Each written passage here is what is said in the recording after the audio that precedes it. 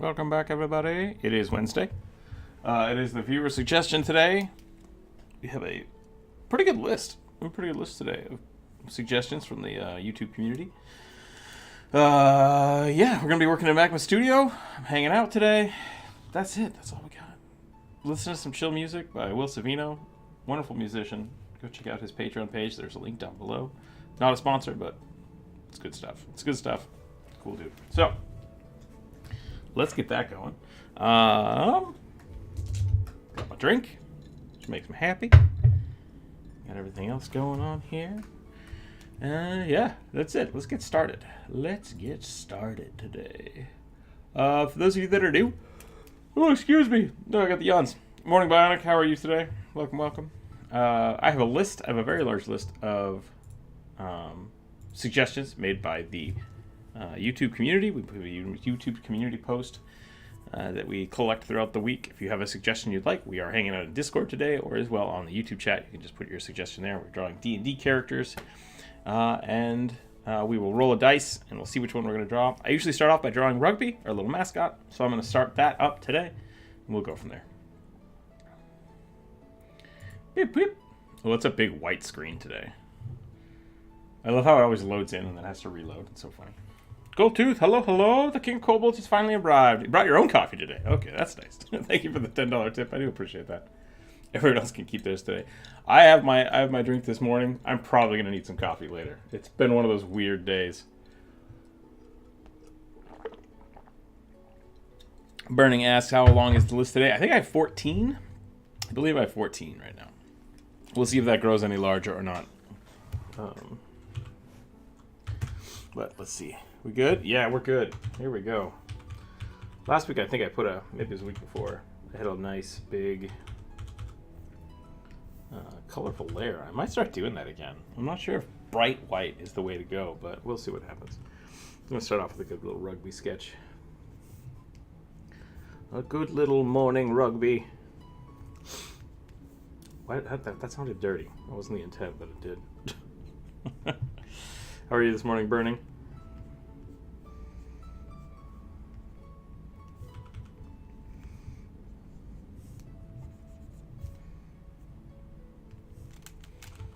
Let's see how this goes. We are hanging out in the Discord. If you would like to come hang out, you're very welcome to.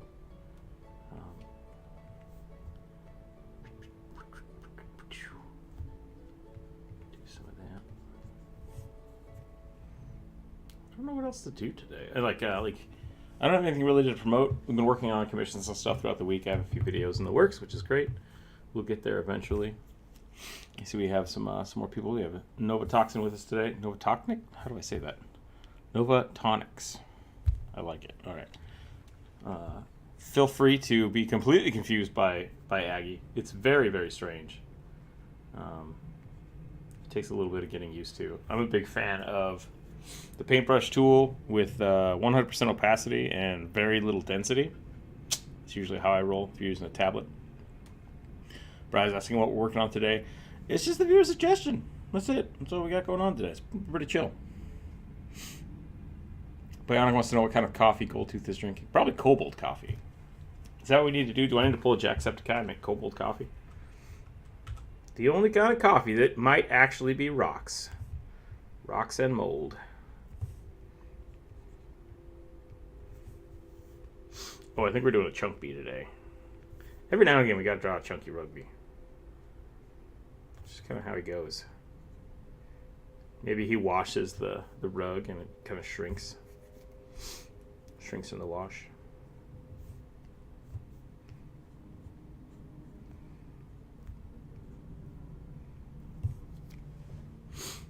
What's the difference? This might be a hot take. What's the difference between a puppet and cosplay? This isn't like a legitimate. It's kind of a rhetorical question, but like, is puppetry just cosplay for your hand? Oh, I forgot to suit a request. That's fine. You can submit one here, unless you posted it on the other thing, in which case I'll have to go look it up. Budget. That's fair. Cool the Whack. Hello. Welcome. Dr. Random, welcome. Let me see if I can find Dr. Random's submission. I assume it's a kobold, but we shall see. We shall see. We do have a lot. Normally what I'd like to do is spend about 30 minutes or so on each picture, 20-30 minutes. So normally what we do is roll a dice and we see which ones get picked up. So if we have enough people, we might get to all of them. If not, you can always just submit it next week again. One is a single object. I mean, is it? I've seen some pretty complex puppets. Especially like... I always want to say McLovins, but that's not right. The big one. Sweetums. There we go.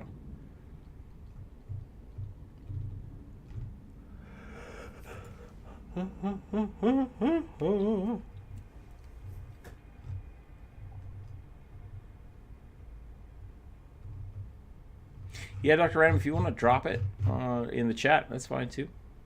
I took a puppet class this semester and learned how to actually make puppets. That's awesome. That is awesome. I did that once.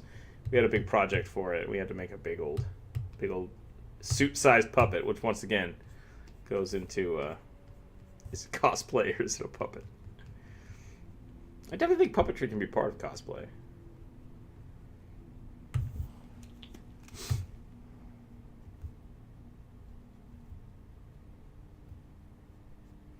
I feel like when we do the chunk bees, we should give them the really long legs. Just doesn't fit. More rugby hanging out.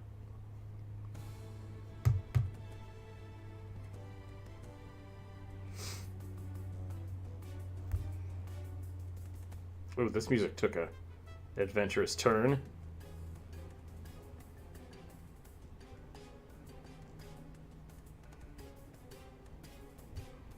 Get a lot of first time submitters today. Pretty cool. Cosplay seems to be a full costume, but a puppet is just like a small character. I think it's like, what's the difference between a rock and a boulder or a stone? Maybe. There's been some pretty cool. There's a Ren Fair. Oh, what was that? It was a specific Ren Fair that was supposed to be like this. You go into a tunnel and then you're in a magical world. And there was a lady that had like a dragon puppet that was wrapped around her body.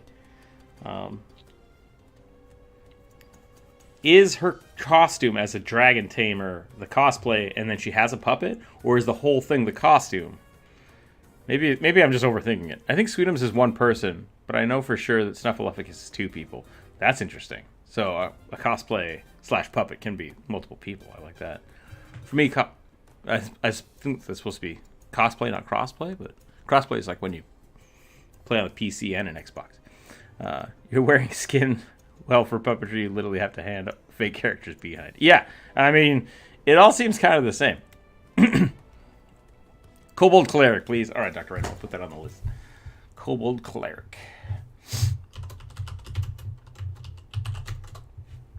Man, my nose is doing weird stuff today. It is, it's finally decided that it wants to try to rain, so it's just been like misting all morning.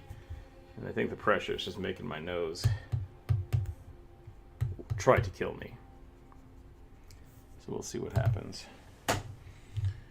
Boop, boop, boop, boo. We'll get this rugby done. Did rugby just get bigger? Oh, I'm zoomed in. That's fine. So in a way, he got bigger. Yeah, on my screen, all of a sudden, rugby was massive. I was just like, what happened?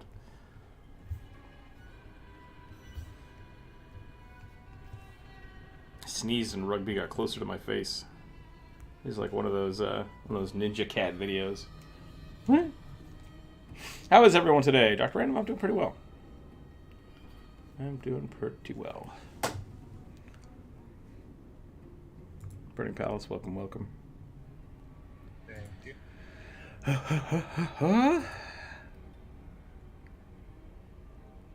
Yeah, welcome, welcome. Man, sorry, I got so many yawns today.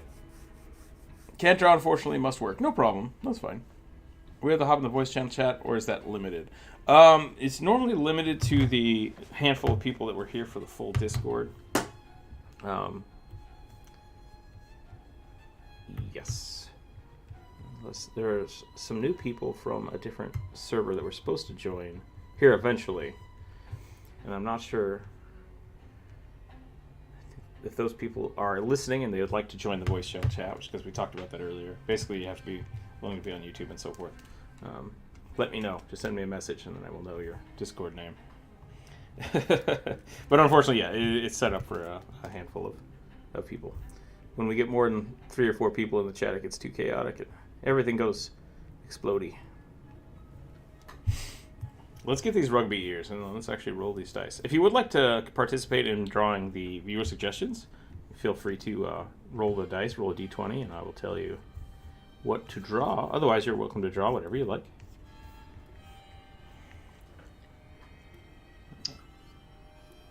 So to add to the cosplay puppet discussion, is nail art cosplay? It's nail art cosplay. That's interesting. Yeah, because like makeup, right? Just general makeup is also another thing. I heard a comedian years ago talking about makeup being war paint. And I always like that analogy. Gotta make yourself updone to take on the day, and I like that. I think that's fun. Lifelike dinosaur cosplay puppets. Yeah, see, that says cosplay. Oh, a cosplay party. No, puppets for cosplay. Okay, so I think makeup and puppets can be an addition to cosplay. I think that's fair. But then again, cosplay, maybe it's more directed at. No, I think so. I think that's fair because it's costumes, right? Any costume you're wearing. Novatonic, if you'd like to join the Discord chat, you're very welcome to. You'll just most likely be muted. So if you want to listen to us here, that's totally fine. You can also listen to it on YouTube. But I do know when you're drawing, it is a little weird that there's a bit of a delay between what we're talking about and what's being drawn. So feel free to join the Discord call if you want to listen in, so I can like tell you what to draw if you want one of the prompts. That's totally fine. Hey, at least I'm aware that I have a terrible filter on my mouth and trying to pretend that I'm not the nicest person. It's a 50-50 with me. Times the other people hear me, I don't join the chat for the simple reason that I can't filter. I mean, that's fair. Like, not directed at you, but like there have been we've had some people that we've had to like, hey, chill the fuck out. And that's I mean, that's the thing. Like, that's my responsibility as a content creator to monitor that. And so when the Discord had like 30 people in it, we didn't really do that. And there were a couple videos where it's just like, you know what, I have to delist that video. Like, we're not going to leave that up for the internet to find. But as is, I think the community's been really good as a whole. Like, I don't think we have any real problem with people in the Discord. But it's much simpler if I just very harshly moderate it while we're on YouTube and Twitch. So, covering my butt, covering other people's butts. It is what it is. But hopefully, one of these days, we'll be able to, we'll possibly invite people. I think it might be another thing we start doing where we try to get 3 or 4 people into the chat and we just hang out. I've been talking with some other YouTube creators, D&D creators specifically, which I'm not sure if all of them are artists. I think some of them are and showed interest. So we might have some like guest spot people here. And tomorrow I'll be hanging out with them for a video that I have no idea when it will be coming out. I've talked to them about, like, I don't show my face on camera. And they're like, oh, that's a little weird. I'm like, yeah, you know, that's fine. I'm just not going to do it. So we'll see if they're happy with that or not. We'll see where it goes. Okay, I think that's a pretty good rugby. I kind of want to make him a little creepier. We'll do something like this. We'll make everything a little darker and a little more Tim Burton-y, and then we'll start rolling the dice.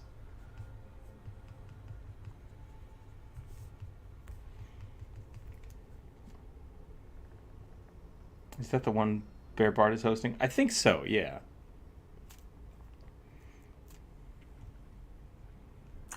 Is it Bear Bart? I'm not sure. One of them. I think it might be Flutes Loot. Is it Lutes Flutes? I'm terrible with names. I'm so bad at that stuff.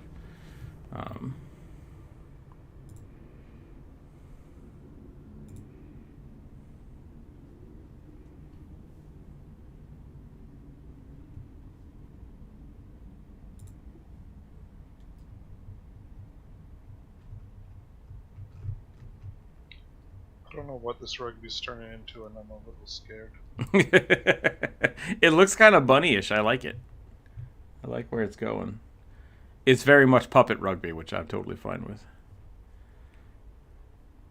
Like there's the there's things that get a little wall-eyed, and then there's like puppety eyes. Both are great. Both are great for a rugby.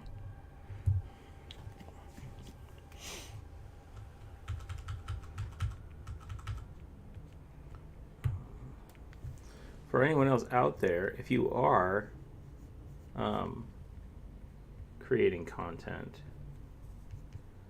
and no, if you're from the other server, then that might help out. I just don't recognize the name, which is always, you know, the downside to Discord of everyone having different names on different servers. So if because I talked to somebody about whether or not they wanted to join today. That might have been you. I don't know. But also, if you want to stream these yourselves for your own content, and you're drawing with us today, I'm totally fine with that. The music, I would ask you either mute the music or just give credit to Will Savino. But yeah, I think I'm fine with that kind of stuff. Especially if you're, you know, filtering it through your own, like, this is the art I'm drawing. That's totally cool. I'm very welcome to share my artwork with other people as they're creating their content. So, keep me posted if you are from the other server. Trying to bridge some gaps. Oh no, I'm not on the D&D Roundtable server. My friends with a lot of other creators. Okay, cool. Yeah, perfect. That makes total sense. Once again, the invitation is out to everybody to join us, so no problem there at all. Okay, I think that's a rugby. I think we've done a rugby here.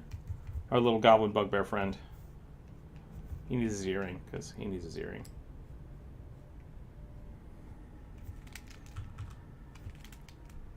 Boop, boop, boop, boop, boop. And I think we're good to go. We'll make his eyes a little glossier. And then we'll roll the dice. Maybe today we'll start off a little different. Usually I roll some dice that I was given to by Patreon members, which are great.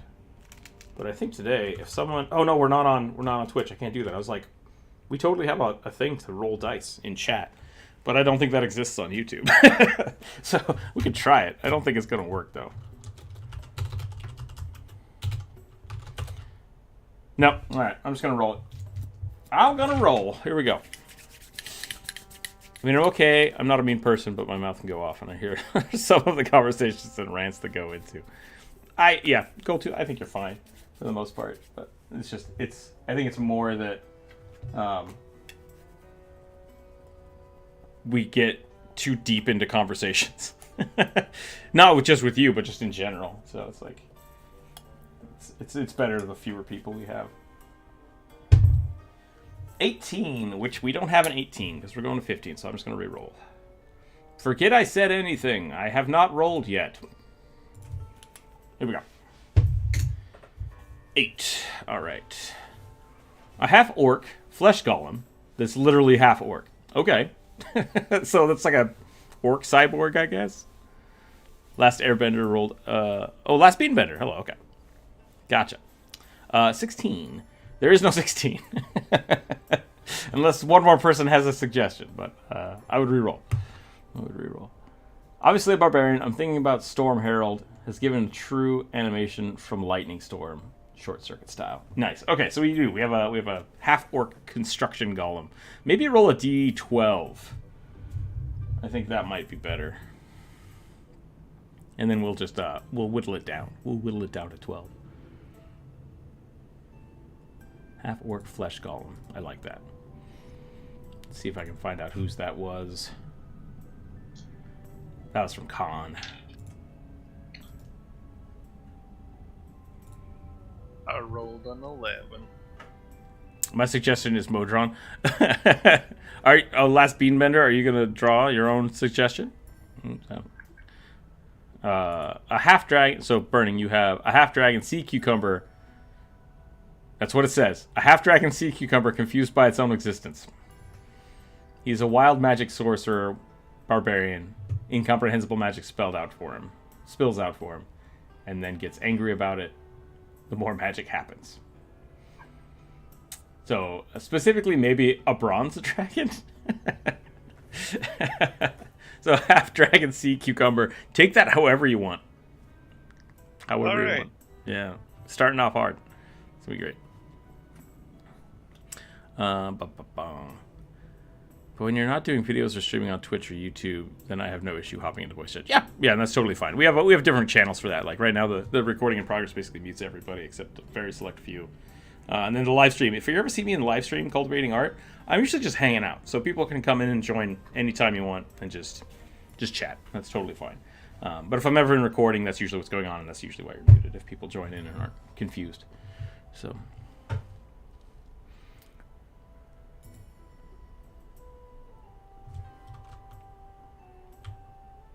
Okay.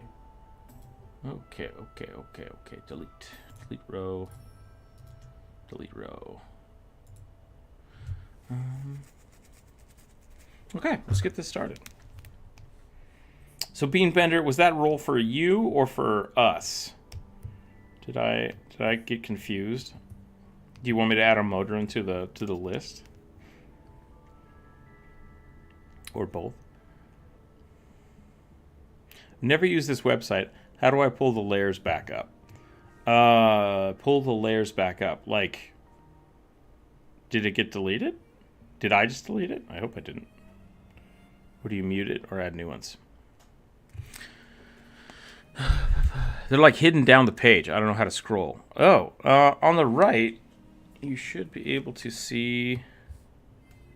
There should be a little tab that opens up that lets you go through and pick your layers.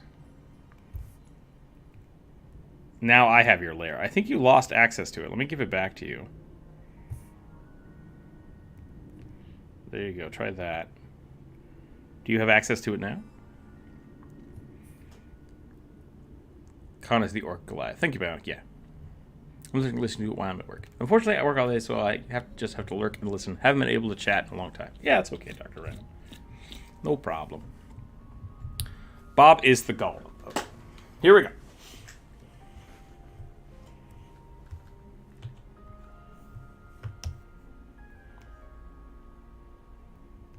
I'll just erase it. So, do you want me to just turn it, like, yeah, I'm not sure why you don't have access to it. You own the layer, so you should be able to click on the layer, and then from there you can either click the eyeball to make it invisible, or you can create a new layer on top or below it if you want, right above the little tab. Yeah, can't see them is the issue. You can't see any of the layers? Oh my.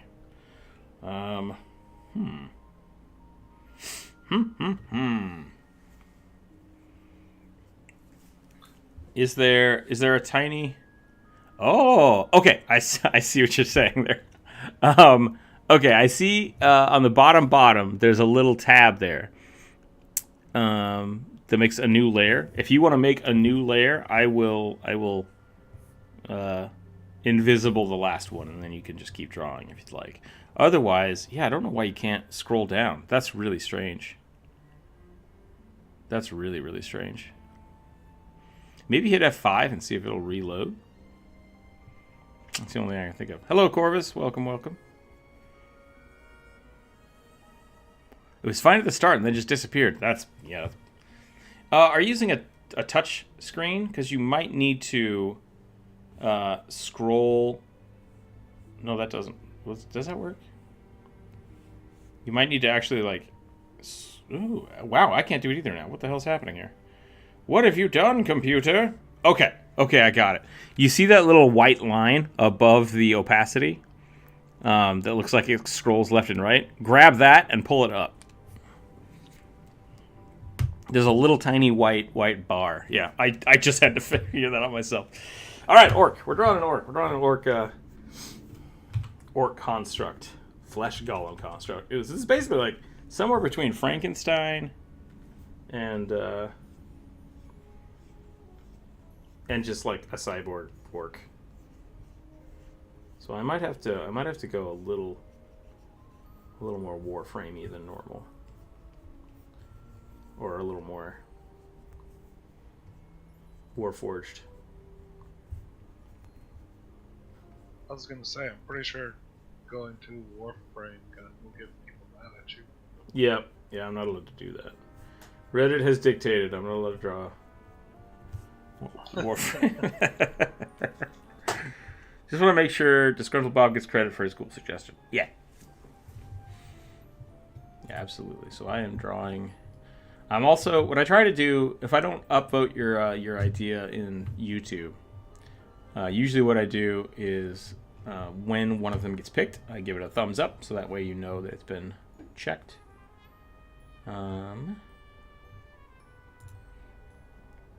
And sometimes if somebody else is drawing it, like Burning right now, I'll write that down. All of these pictures will be available on the Discord afterwards if people want to use them for their games or just hang out. Have them.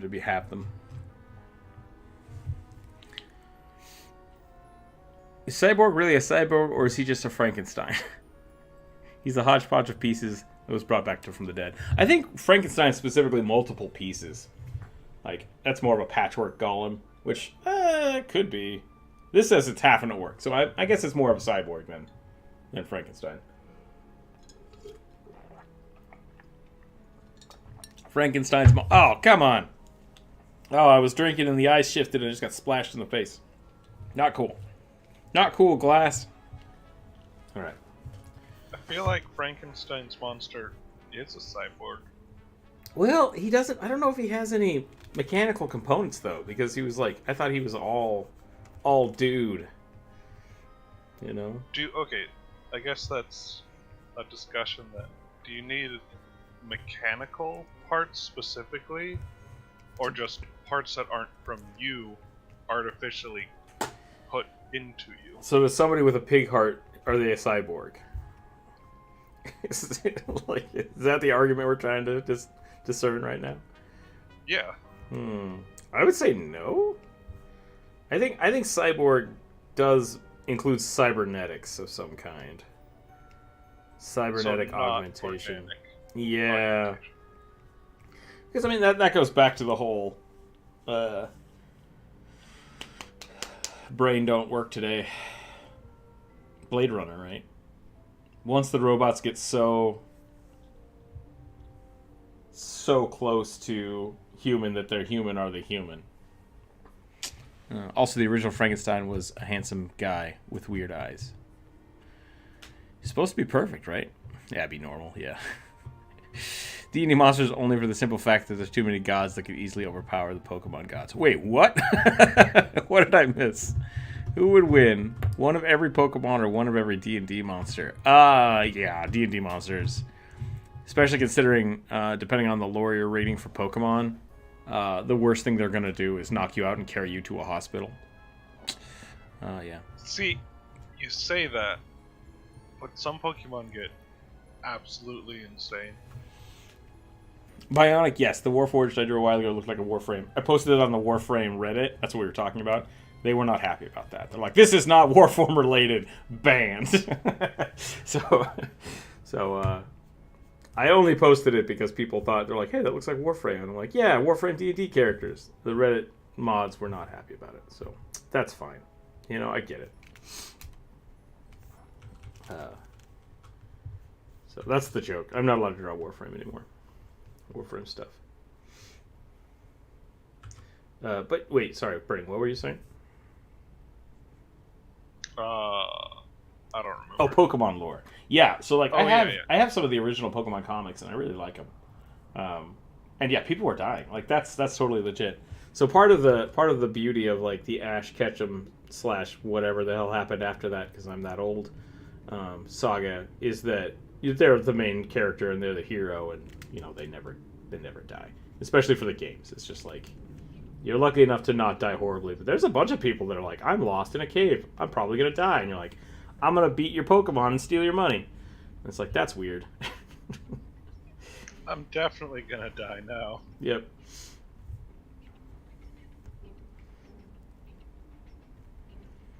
I always had a secret suspicion that like Professor Oak is just following you around. Like, I can't let this kid take this cell phone, but I accidentally promised it to him. I better follow him, and if anything bad happens, I'll take him to the hospital, I guess. No, you're doing fine. Yeah, keep leveling up that Rat-a-tat. It'll be good. Hypnotizing pigs that turn children into 2 more hypnotizing pigs. And then other dimensional creatures that have an unending stomachs. And other creatures that constantly pollute the air with their breath. I shared your post with my Warframe clan and they loved it. Nice. Warframe community approved. Moderators not approved. How many wild children just run around fighting you, but now are left defenseless in the wild? I wonder. That's a good question. The other interesting thing about, like, with D&D, like that, I think that's the biggest thing is in the Pokemon universe, 10-year-olds can run around and be fine, but in the D&D universe, like, you need magically infused hyper adventurers or everybody dies. Like, everybody dies. So I would argue, depending on what's in the monster manual, because, like, you have some pretty powerful liches and shit in there, and extraplanar beings. But you've also got slugs who can burn as bright as the surface of the sun. Is that in Pokemon? That is. Because I would bet some of those things were written by 10-year-olds. Probably. If the Charmander tail goes out, it dies. It's like, I don't think that's true. Nope, it's in the book. Who wrote this book? I did. It's like, all right, I see what's going on here. Yep, it totally dies.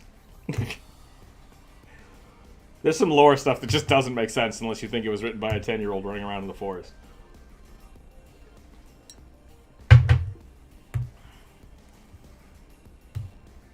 Not to mention, if you had a living creature that you could feed, like, Tauros steaks to, and it burned the heat of the sun, like, there's no energy problem. Like, there would never be an energy problem, and I think it would be amazing. Which I kind of dig. I kind of dig that the Pokemon universe is... It's almost like a Pokemon punk. Like... They basically live in, like, a utopia. Because they enslave all these poor creatures. And nobody talks about it. In Sword and Shield, they bring up the issue of power, but they don't really do anything with it. Mm-hmm. Damn it, cool too. In the D&D universe, the peasants can't go inside their own house without dying from a rat that can do 1 damage, because 4 of them can kill 1 person. I mean, if you have 4 rats living in your house, people have died from that. So, so I don't know if it's just the D&D universe. But I also like that if in the comics I have Ash Ketchum gets Pikachu because Pikachu was chewing on the wires in his walls. So Ash Ketchum literally just like caught a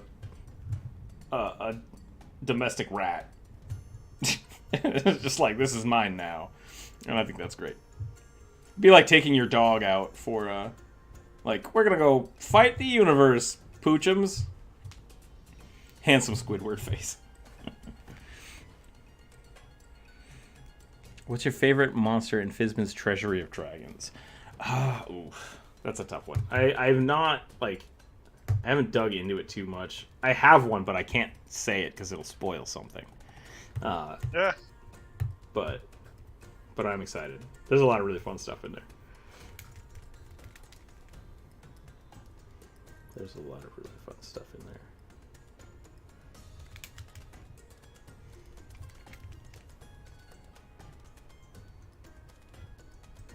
There was something else I was looking at in Fizbins. I think I was looking at all the traps. I think I was looking at the kobold stuff.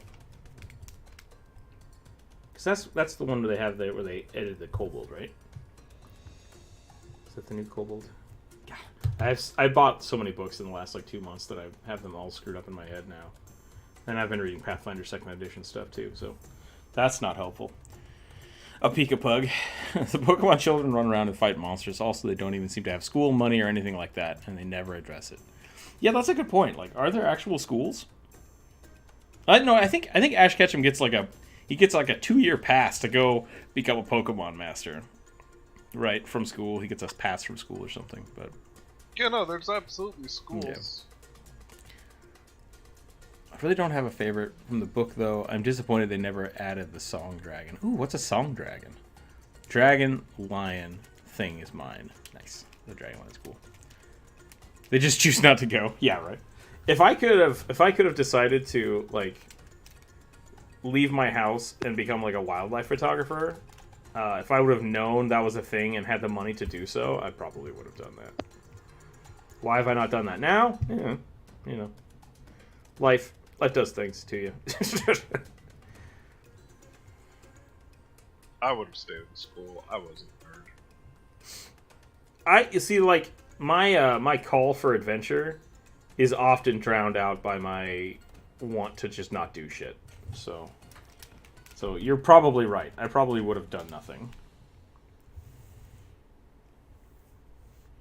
Okay, I have to make this more flesh golem-y. Should I make him less beef? Or should I make him way more beef? Let's go way more beef.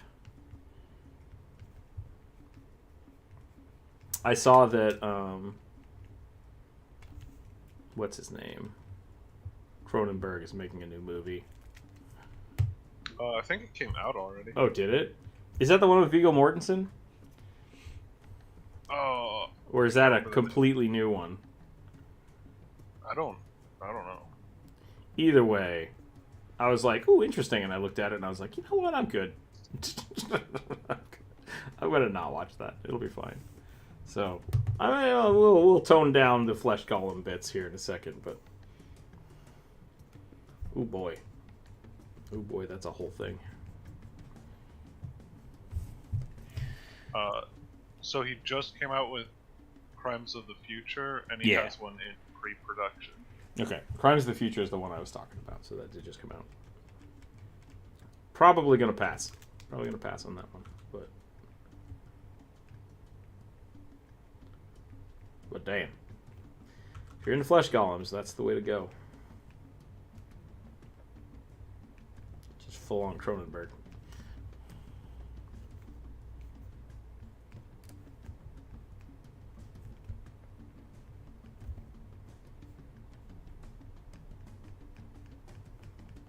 I guess, so Flesh Golem probably shouldn't have lots of cybernetics. But it could definitely have extra. Is that what you were talking about, Burning, when you were saying that, like, should a cyborg have bionic parts? No, I was trying to make the argument that Flesh Golems are cyborgs. Gotcha. I mean, to be fair, like, not all golems are cyborgs. Like, the original ones are just clay, right? Just goo. Yeah.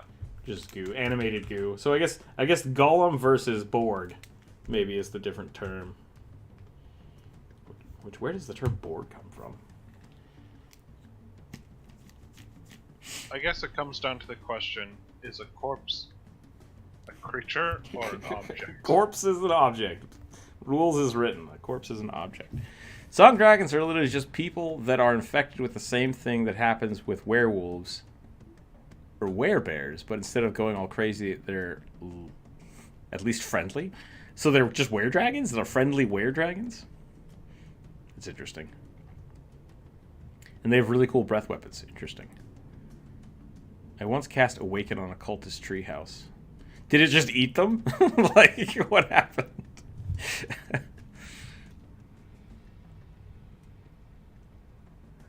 I wish they had an option for making mixed races, different races, and how to not make them up. Oh, OP.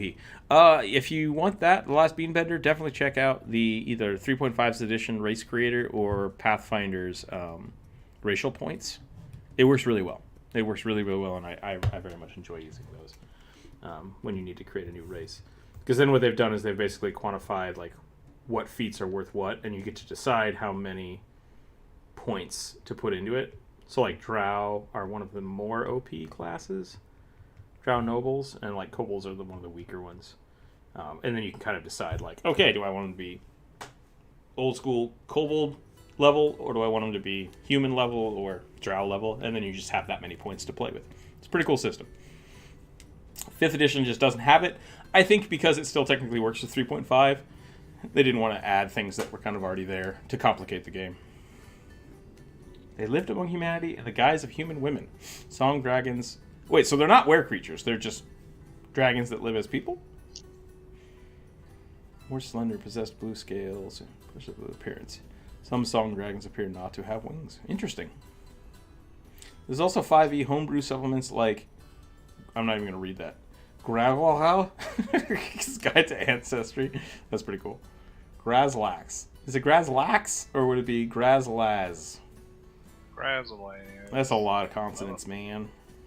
It is. Their breath weapon is literally lightning breath that lingers in the air and actually causes a cone of dispel magic. Oh, weird. So they're like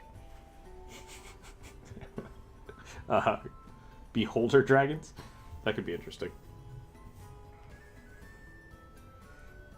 Are we low enough? I should roll a d10. I would roll a d12. We had like 2 extra, and now we're back down to where Gotcha. We can do that.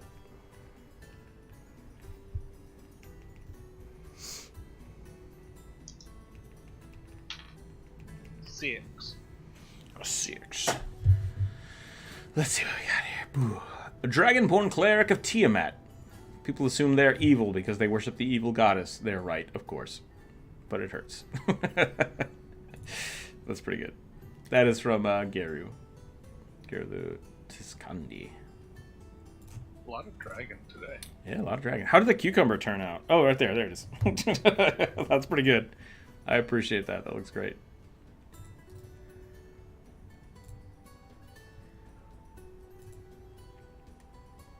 Hey, it's a mind flayer name. What do you expect? That's fair. Yeah, it's not my fault. I can't say it. I have a tongue, and I'm missing a couple tentacle appendages to help pronounce the proper things. I have this idea in my head, which we've talked about a few times before, of large robot type things, even if they're flesh golems, of just like burning too much energy and needing to like off vent steam, or just kind of steaming from being too hot. So I think I'm gonna give this guy like heat vents on his helmet. I'm just gonna just have him off gassing this entire time. I don't know if that's the right term. Maybe he's decomposing too. Who knows?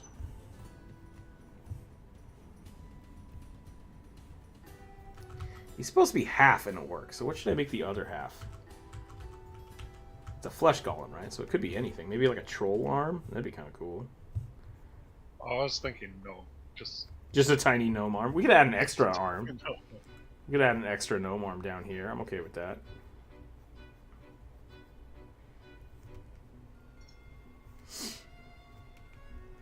Tiny little gnome T-Rex arms. I guess that's what the Trox have. They're giant bug creatures, and they have these little tiny arms just for grabbing. That's it. That's all they do is for grabbing. Do tentacles act like vocal cords and illithids? Kind of. I mean, like, they don't have mouths. Well, they do, but the mouths are just for sucking of brains. So I would assume that there's some form of, like, you could make. And I'll never make that noise again on camera.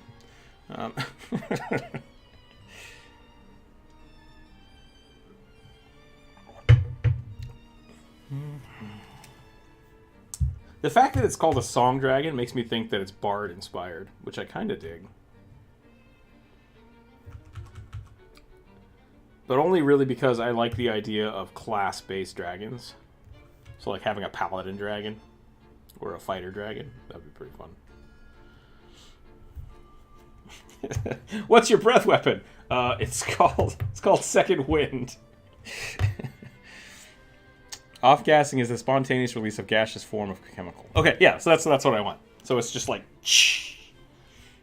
I guess they do that in Attack on Titan, right? Like that's kind of the.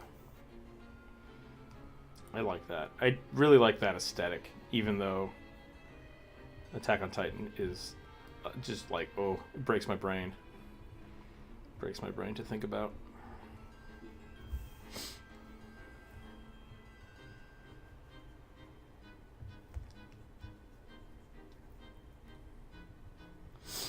Ooh, what if he has extra ribs? I like that too. What do we do with these ribs? I don't know, just we'll have them stick out. It'll be fine. Flesh golems are crazy. Like, just, I don't think you should have them or use them. But they exist, and that's fine.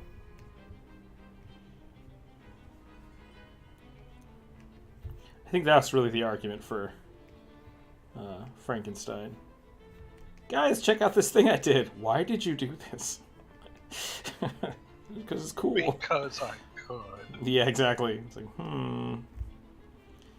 We need to talk about your ethics, Mr. Frankenstein. That's Dr. Frankenstein. Not anymore. Not anymore, it's not. Never technically was. He didn't graduate. I guess not, yes. Well, wait. It was just Victor von Frankenstein, wasn't it? It wasn't Dr. Frankenstein. Yeah, they added doctor in like the movies. For the movie, yeah. Funny. Dungeon Dad recently released a video on them. I believe they were in third edition. Okay. I'm gonna have to go check that out. That's a cool concept. Wait, what's a cool concept? The seal with a saxophone, or or illithids chirping at each other? As I understand it, song dragons and steel dragons are the same. They're dragons that want to experience mortal life and values in art and such. Okay, that makes sense. So the song is really more of like their chosen path. I like that. That's very cool. No flesh golems. I'll have to clean out my garage. Yeah, I mean, I'm just saying your world's probably going to be better if you don't have the flesh golems filling up your bag of holding.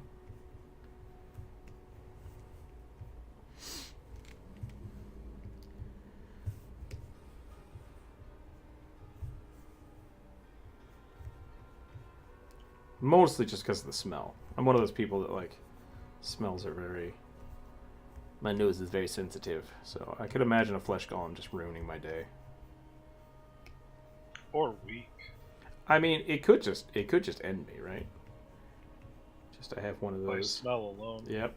I have a high extra perception roll on smelling, and I have disadvantage when making will saves to smell attacks. Because that's how it works. That's why Wolverine is highly susceptible to pepper spray. Ah, God. Is he actually? There's been a few instances where like really bad smells will hurt him.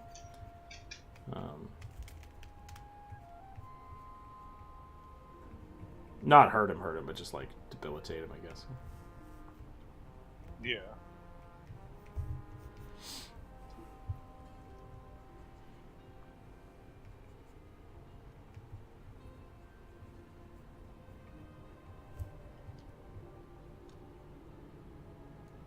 Although I'll say every time I see like depictions of Wolverine like captured or debilitated, or like someone's got him in a bad situation, my thought always goes to, so they're just delaying the inevitable and pissing him off.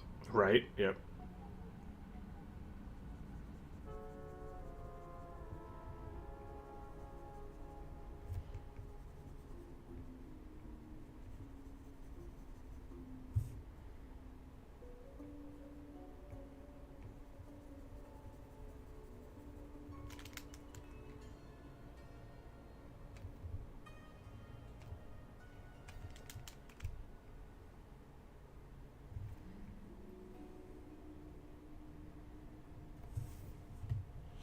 I'm not sure I like that. I like it no eyes. Let's do no eyes.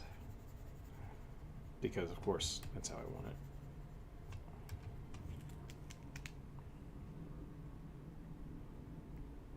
So, art-wise with D&D, how would you differentiate cleric from a paladin?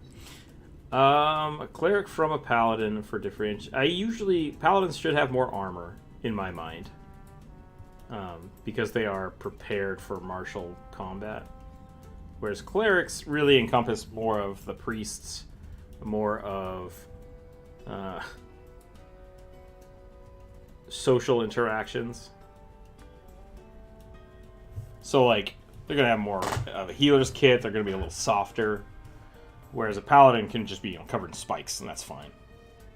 So, think less martial and more social worker. Follow-up question. What kind of social worker would Tiamat employ? The evil kind. So less social worker, more cultist, I guess. Forceful social worker.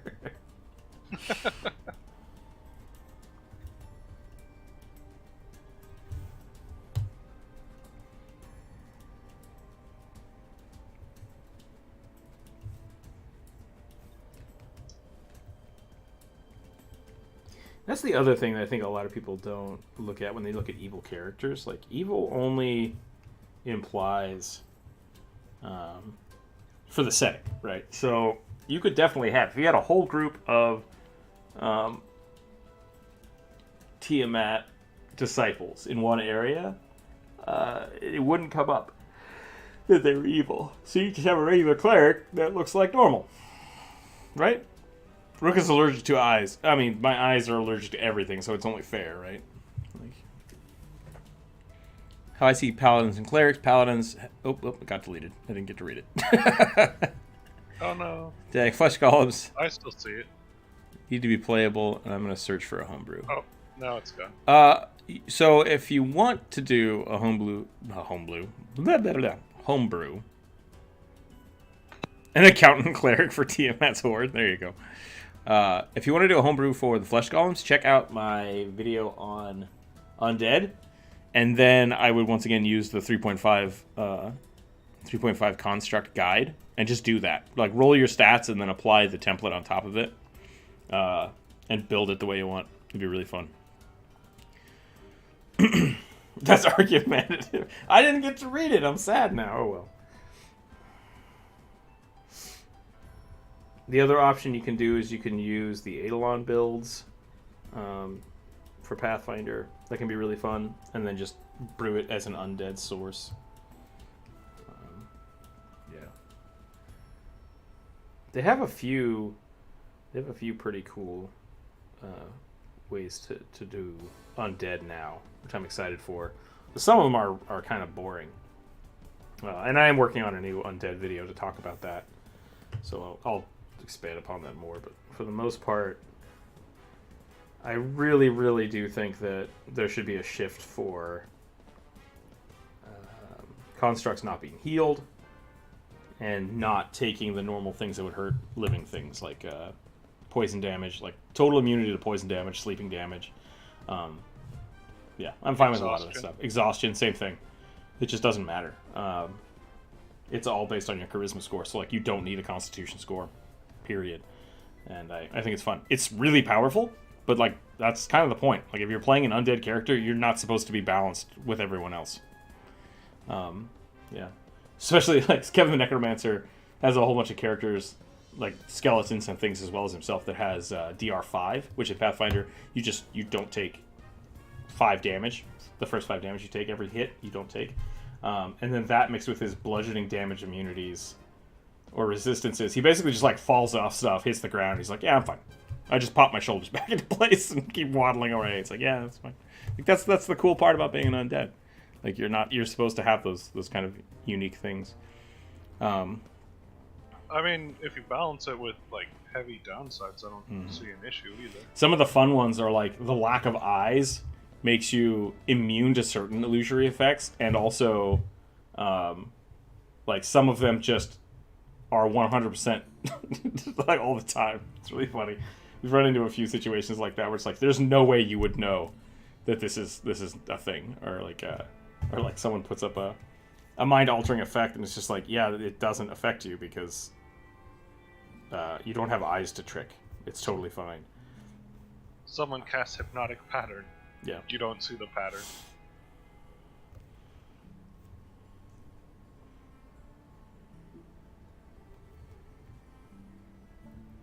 Okay, I'm gonna shade this up, and I think I'm gonna call it on this one. But I think I'm gonna do a lot of little. I'm gonna try to make the skin look kind of chunky.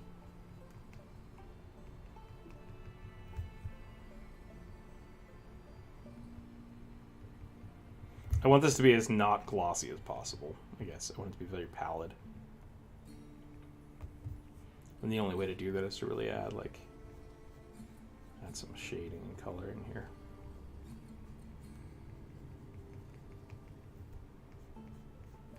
I've been talking a lot today. Why don't more D&D characters augment their bodies and add some body mods? I mean, don't they? Partially, I think the new 5th edition stuff is really supposed to be more of a, I'm going to say it, post-apocalyptic world.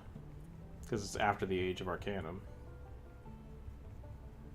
which in 3.5, like, very much, that was all over the place.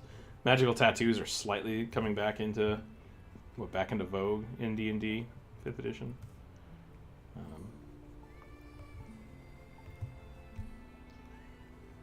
Yeah, potions. I really like the idea of magical tattoos. It's a cool idea, but really, for me, it is just another thing you would equip, right? Because when you live in a world that you can repair anything, tattoos aren't permanent. We talked about that a while back, about would a lesser restoration destroy your tattoo, or would regeneration destroy your tattoos? And it's like, that's a great question. I would think regeneration would. I would think so too. Regeneration, because basically regeneration is almost time magic. And lesser restoration cures all, or like greater restoration cures like all diseases and ailments. And I don't think it would differentiate the fact that you've got stuff in your skin. I think it would cleanse that, unless you specifically tried to not have it do that. And then I would roll that down to like a medicine check, or an alchemy, or a medicine check, and or like when you're casting the spell, just like give me an Arcana check, see if you can do that. I think that would be really fun. Magic tattoos are the bomb. Yeah, I really like them. There are a lot of orcs this week, which is fine. That's when you cast the grease spell. No one can stop you with that spell. Like, it takes a person from the control of death slot over a whole year. Oh, geese. Yeah, the guy's spell. That is a weird spell, and that's really powerful. I might have somebody coming to my house here to measure my windows. So I might have to take a short break and see if they need help. But I don't know when they're supposed to be here. Just a heads up. I heard a door open. It might be them. We'll find out. There's no druid today. I was going to have druid take over. But I might have to have burning take over. We'll see. Oh. I don't know if I'm ready for that. The power! No, if it's something that I have to take more time than just letting someone around the house, we'll probably have to call it early today. But they're not supposed to be here till 2. But then they sent me the message, and they're like, we could be there between noon and 4. And it's like, that's not 2 o'clock. That could be 2 o'clock, but there's also a lot of that not being 2 o'clock. So we'll see what happens.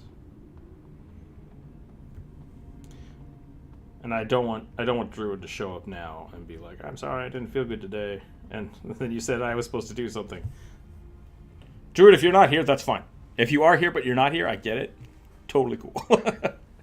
Druid Beholder. What is a Druid Beholder for? Is that your beholder that is also a druid? Yeah. Suggestion. Is that your suggestion?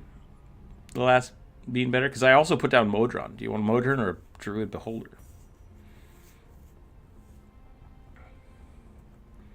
That's why there are rogue refuses to have. This is why our rogue refuses to have me use regeneration spell on them, because it will bring back their eye, and they don't want their eye back because they love putting crystals in that eye socket. I mean, they could always just gouge it out again, I guess.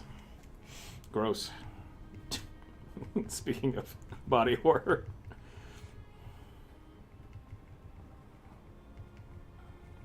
Yeah. That's one of those. There's a little bit of. I don't want to know. I don't know if it's metagaming or not. I always have my players roll for will saves when they harm their characters, because it's really easy as a player to be like, oh yeah, that's fine. We did that when we were playing Baldur's Gate 2. It's just like, yeah, sure, cut off my arm. I don't care. It's like, do you not care, or does your character not care? Because I bet your character cares. Why not try to reform the eye into a crystal? That could be cool too. Crystalline eye. Magdy Bronzebeard. I said I was going to be finished with this, and I have not. I have not yet stopped. So I don't know what's going on here. Let's finish this up. Pinky. Big old hands. I like the idea that it's a half orc with like troll arms.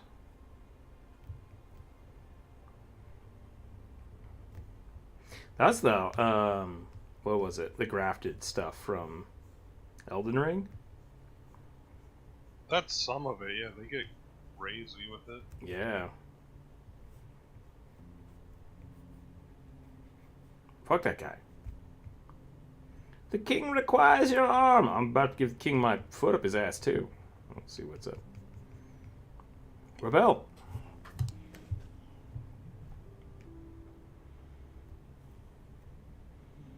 Also, in a world with no death, like, do you need a king anymore at that point? Just do whatever the fuck you want.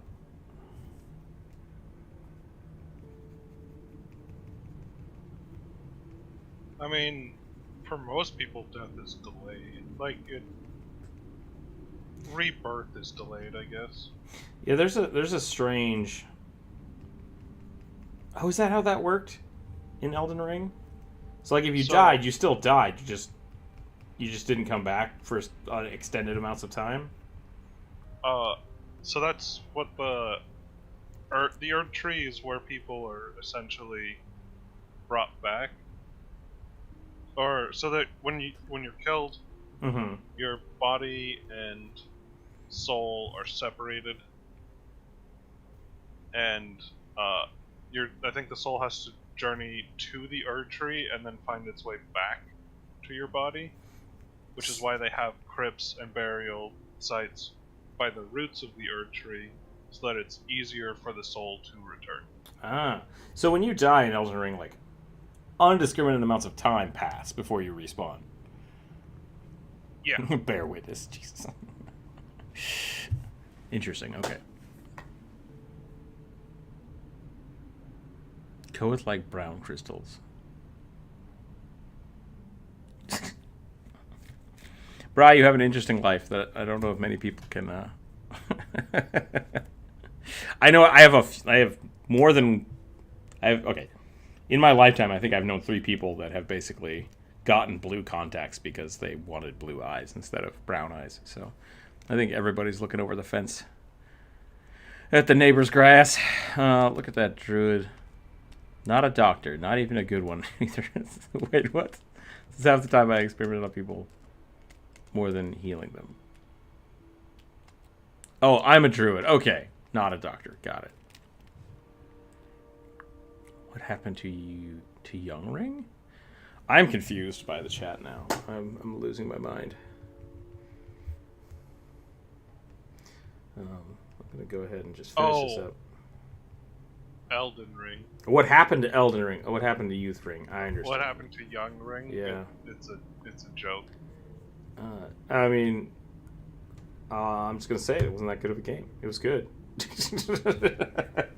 No, I think it was fine. I think it was a fine game, and it just it lived its life, and now it's done. Waiting for DLC, and then I'll play it again. I'm very curious to see what they do with the DLC. I assume it'll be just like all the other stuff, where they just add a new land, nerf something, Probably. and then break something else, and then.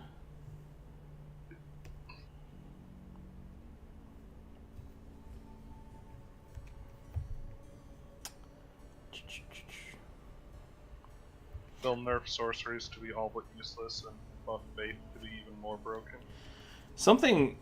This might be a hot take, because when I said that it was a bad game, that's not true. It was a good game. It's fine. That was just being purposefully pedantic.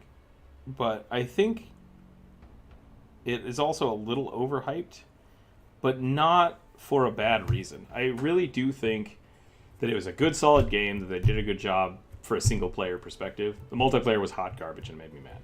So that's really my only gripe with Elden Ring, is that they shanked up their servers. But from a game design perspective, I think what it did is it brought people in that played Elden Ring and never played Breath of the Wild, and it took people that liked Breath of the Wild style and brought them into a FromSoft game. And so I think a lot of people were like, oh my god, it's so new and amazing. And it's like, all of this stuff has kind of been done before, and I would say better in other games. But yeah, it's great. So I think a lot of the overhype was people being exposed to new things that weren't actually new. So it's not a bad thing at all. I don't think it's a bad thing at all. But I think if you liked Elden Ring, definitely go back and play the old FromSoft games, and definitely go play Breath of the Wild, because both of them are individually great, and I think some of those games did things better in both aspects. So, yeah. Yeah, I can agree with that. I don't really think that's that contentious of a take. I hope not. I don't mean it to be, because I do. I really like that game. But it also, in my book at least, it's like I'm done with it. I could play it again. If people wanted to play it, I would pick it up for them. Like if my friend was like, "Hey, let's play that," it's like, "Yeah, cool, let's do it." But I'm not super invested in it anymore, which is fine. Like that's the course of a game. I put a few hundred hours into it. That's more than enough.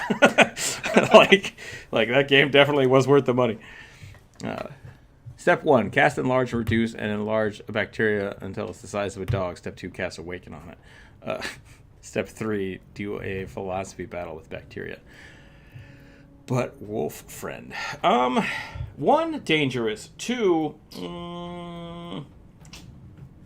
I think the enlarge spell. I get the joke, by the way. The last beater. I'm not gonna stop you from your goofs. I would not allow it. As a TM, I would not allow it for 2 reasons. I don't think bacteria are creatures, and the enlarge spell enlarges it by 1 size, which would just make it slightly bigger. It would still reproduce at that speed, and then it would be weird. Because, like, if you're enlarged and you have a baby, is your baby enlarged? I don't want to talk about that. Like, I think that's too ridiculous. And I'm not sure how the magic would expend itself.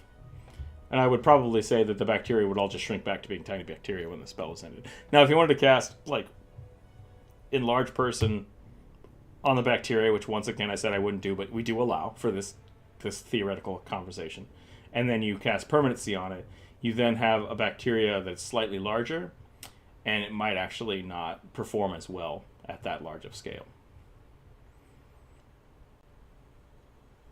Interesting. That's kind of like the one thing that's always funny, like when you shrink people down too small, it's like, what are they breathing? There have been a few movies and shows that have talked about that. I would also like to point out that enlarge reduces concentration, so you would need a large group of people all casting that to get it anywhere close to that size. Yeah. Not to the other thing about it is, like, once you cast enlarge person, depending on how you look at it, I don't know if you can keep enlarging. Like, if it's the same spell, does it take up the same effect? Interesting. I don't know. Can you cast haste on? Can multiple, like, wizards cast haste on the same person? Right, and I would say no. I would say haste is haste. So once the spell is affecting you, I would honestly, if 2 wizards wanted to cast haste, I would increase the duration of it. I think that could be interesting. How would you allow? You can't turn. Would you can't allow? turn your barbarian into the Flash. Right, yeah, because that would be kind of fun. Mechanically, it makes sense, but at the same time, haste doesn't make a lot of sense regardless. But just cast enlarge on your victim's organs. The organs are not a person. This is the thing. That's why it's worded that way. This says I can fill any container with water within 30 feet. I choose their lungs. It's like, lungs are not a container. It contains air. It's like, people are not containers. All right, I'm gonna roll the dice. I'm gonna roll the dice before I lose my mind. It's a single cell. Yeah, it's a single cell. I wouldn't consider it a person. Now, like, once you get to the point of, like, slime molds, technically that's a colony, but it's also then considered a person. And I think I would allow that, but it'd have all the constraints of a person and not single cell bacteria.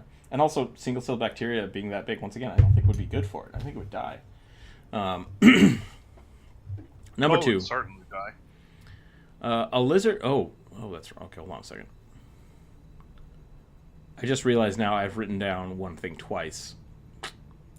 So I will just do that. Lizardfoot barbarian, beefy boy. Background is a pirate barbarian. Okay. Very much dresses like a pirate. Covered in scars. This says burned off his lips from a powder keg explosion. Do lizards have lips? That I suppose they do. Yes, they If they do. can talk, they need lips. Okay.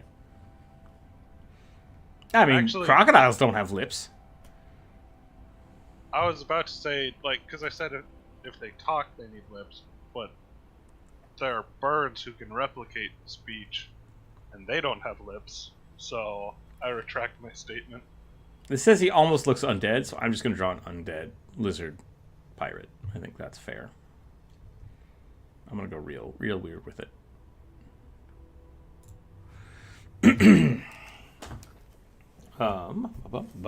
Lizard lips. Just because they named something after it doesn't mean that they exist. And that was from Kumul the Whack. So let me get that drawn. All right, here we go. Well, it's an hour and a half in, and I've gotten one thing drawn. So that's not great for our normal days, but that's fine. We do have a lot of Dragon Boys today. Yeah. It says he likes scrimshawing. I don't know what that means. I feel like I should know what that means, but I do not. Bone carving. Bone carving. All right, thank you, Corvus. Where you like kind of etch like a little landscape. A lot of times it's boats, and you fill in the carving with like soot Okay. and wash it away. What die should I roll? We have 9 left, so go ahead and roll a d10 and re-roll it a 1. Or re-roll is 10. Re-roll a 10, sorry. I was just found it odd that you have a lizard folk that are fully into cannibalism and nobody bats an eye about it, but as soon as a child is born with horns and they look purple, everyone goes crazy. I don't know what world you live in that's the case. Yeah, I feel like most like groups that would turn away a tiefling would not be okay with lizard folk cannibalizing and just eating everything they feel like. And then you have gnolls, right? Like, gnolls do the same thing. Gnolls are happy about eating their family members and turning them into zombie slaves. Drow as well. So yeah, I don't know. Tieflings don't seem that off-put to me, unless it's like a tiefling in the middle of a mountain town. All of a sudden, it's just like, where'd tiefling come from? You've been banging the devil. Like, I rolled a 7. 7. I think it's just a matter of placement. An female Aarakocra Ranger, Red Cardinal Tengu.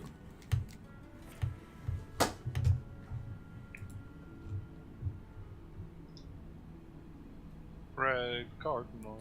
And that's from Judge Allen. Well, Horizon Walker Ranger.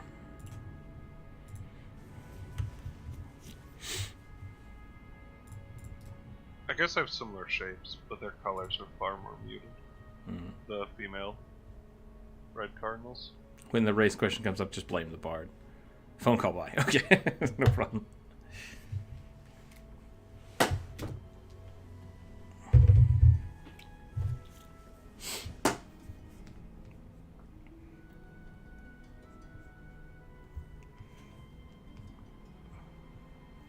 I think that's really more of the argument.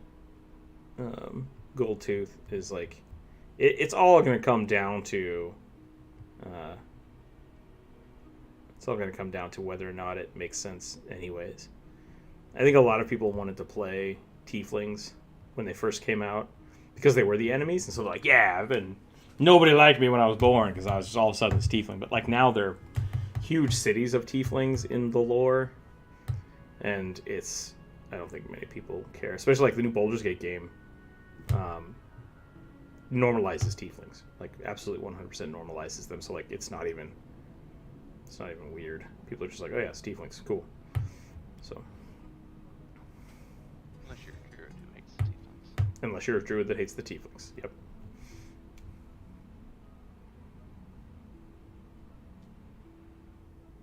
But no, I think a lot of people don't like lizard folk because they eat everybody, not just each other. Also, when we're talking about cannibalism, are we talking about eating people or eating other?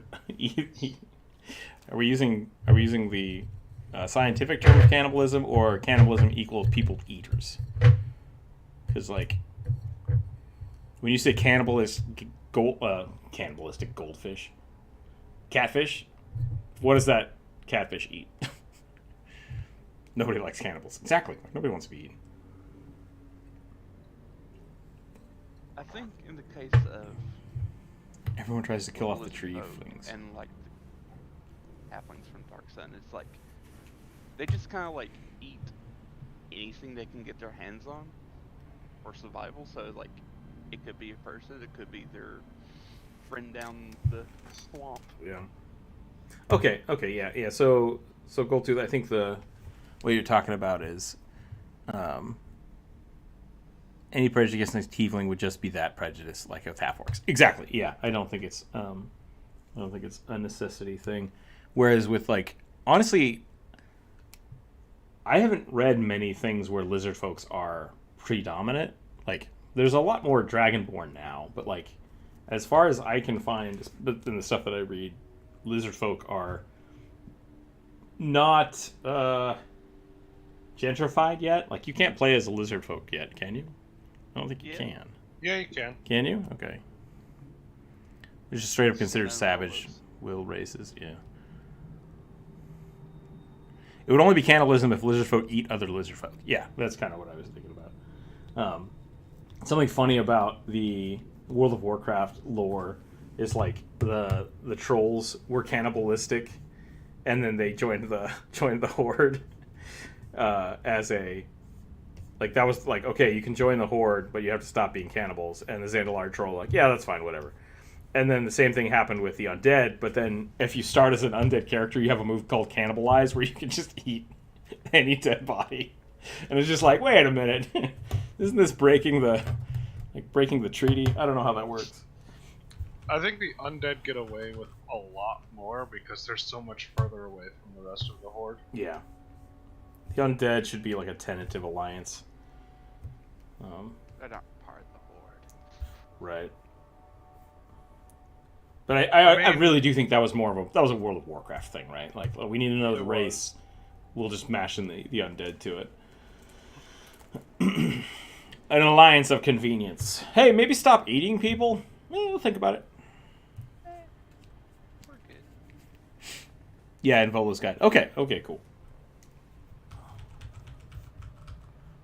It's been a They also got while. updated in Mordenkainen's new Did book. they? Man. Yeah. Okay. It's been a while since I've looked at or played Lizard Folk, so. That being said, I have a Lizard Folk in one of my campaigns, so I definitely have that somewhere. I'm not sure if I'm using a homebrew for it or not. Like, the only place I think of Lizard Folk is like from the Book of Tomb of Annihilation, the place where it took place had a lot of lizard folk. Did in it? Yeah. Yeah, because it's There's not like it's a- not a common setting. Yeah. I mean, it's in Forgotten Realms, but it's like in deep, almost like South African, South American jungle island Yeah. full of dinosaurs. Yeah, a lot of the lizard folk are tropical dwellers.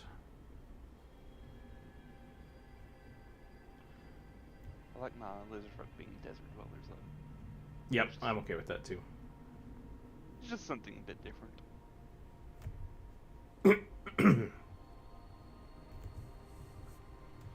Yeah, I usually take like, because the playable races list is huge at this point. Mm-hmm. So I usually take it more as these are your options, but also be considerate of the setting you're going into. When Dice Goblins figured out their characters for the first one shot they had was 2 feet tall, Harrigan, and the 7 foot tall lizard folk, the size scaling was insane drawing them. Yeah, I had a commission years back where they're like, I want a picture of all of these characters, and I'm like, okay, this is gonna be a huge commission. It's gonna take me a while. But then they had like a 12 foot tall Goliath, like it was a huge Goliath, and then this like 2 tiny gnomes, and I'm like, I don't know how to put these in the same picture. Like, it's just it's just too big. It's like either I'm gonna scale down one of them to be this tall, and it's gonna look really strange, or this other character is just gonna be massive. And it did. I did it, and I was like, yeah, this is good. It's very strange, and that was definitely a learning experience because like I had to really sit down and try to figure out what the hell I was doing.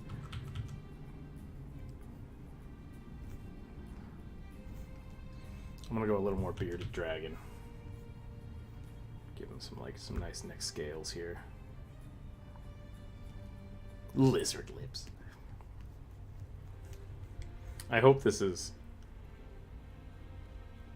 acceptable as a ain't got no lips.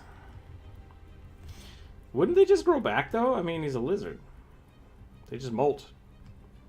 Can you permanently scarify a lizard with fire?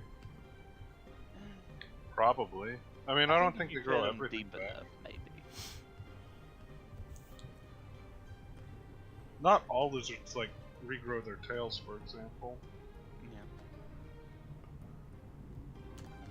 A lot of them do. A lot of them A lot do. of them Yeah. do. It's just it's a part of the molting process.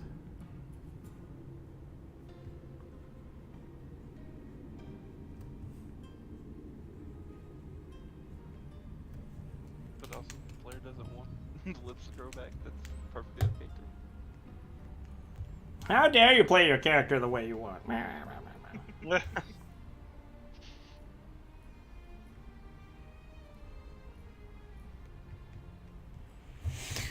Okay, let's see. Goals are mine. The little buggers don't know when to quit, and they live life to the fullest, which is the reason why they die off so fast. But who cares? Have fun. Yeah, I still have this. Like greater kobold consciousness theory, where like they're like ants. They live and they die, and collectively the colony is the same. Like nobody notices. It's fine. Lizard folk don't molt, to my knowledge. I mean, they don't? Are lizard folk more closely related to humanoids or lizards? Foul water is shaping up to be a real cutie there. Foul water. Which one's foul water? Is that the one on the right or the... I don't know. I don't know which one that is. I'm sorry, I didn't read the name. I'm so bad. Let's come on. Okay, so that's...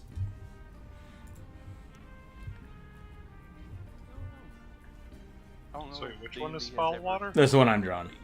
Not that yours isn't a cutie too, I guess. But if you damage their scales. Okay.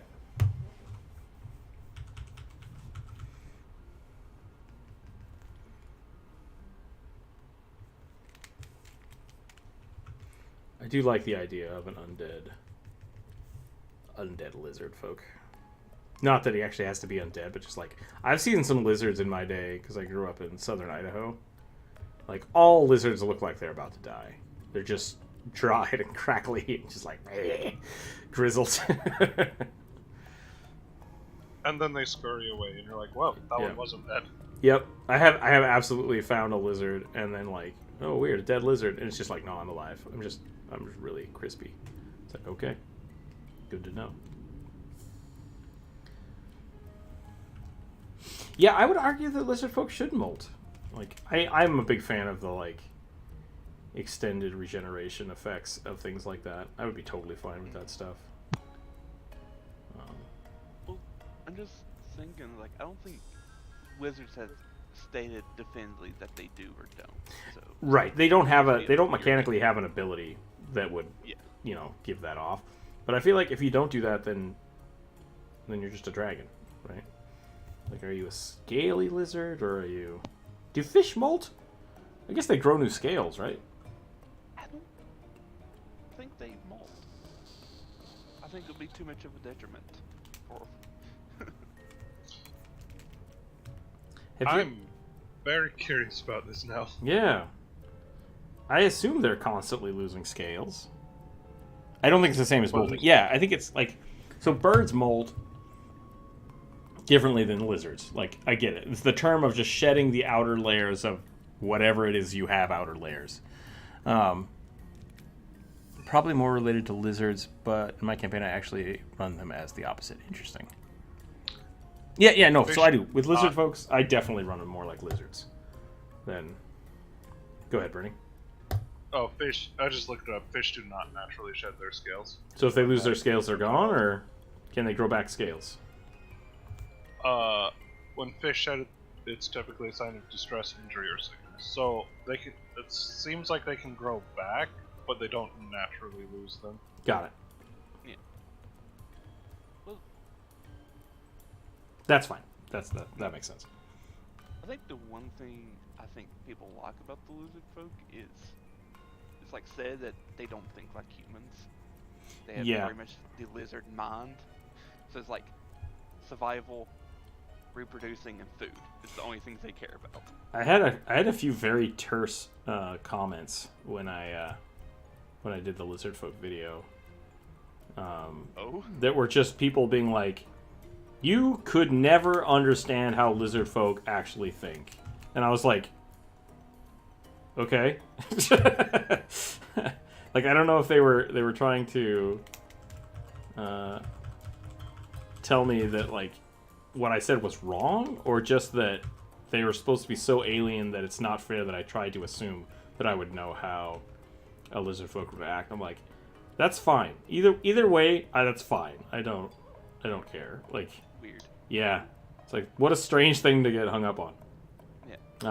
It's like But like in my games, yeah, when I have lizard folk, I like to make them jovial, but also very,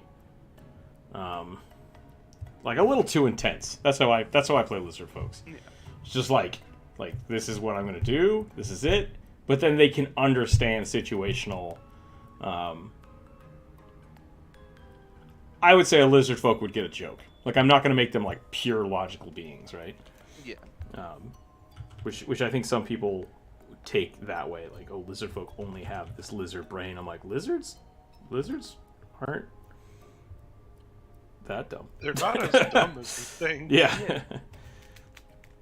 Maybe emotionally stunted, but Yeah. I also think, like, you ever seen a crocodile smile? But it's like if a lizard folk is willing enough to travel with humans or other groups of people, it's probably interact with them, so at least would know how to at least put on a fake smile so it wouldn't make everyone uncomfortable. Yeah, I always play Even it if as a Lee little doesn't more. understand why.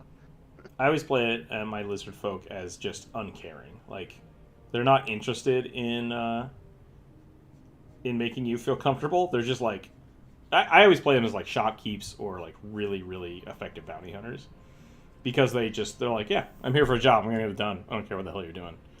But they're not incapable. They're just uncaring. It's kind of the way I look at it. Lizards can exhibit emotion countings on others. Yeah, exactly. I think so. I think lizards should definitely. I think the lizard brain mentality is kind of boring and unnecessary. Feels like a bit outdated. Yeah. You could never understand the motivations of a rugby. Oh, absolutely, Hash Brown. Hash Brown knows what's up.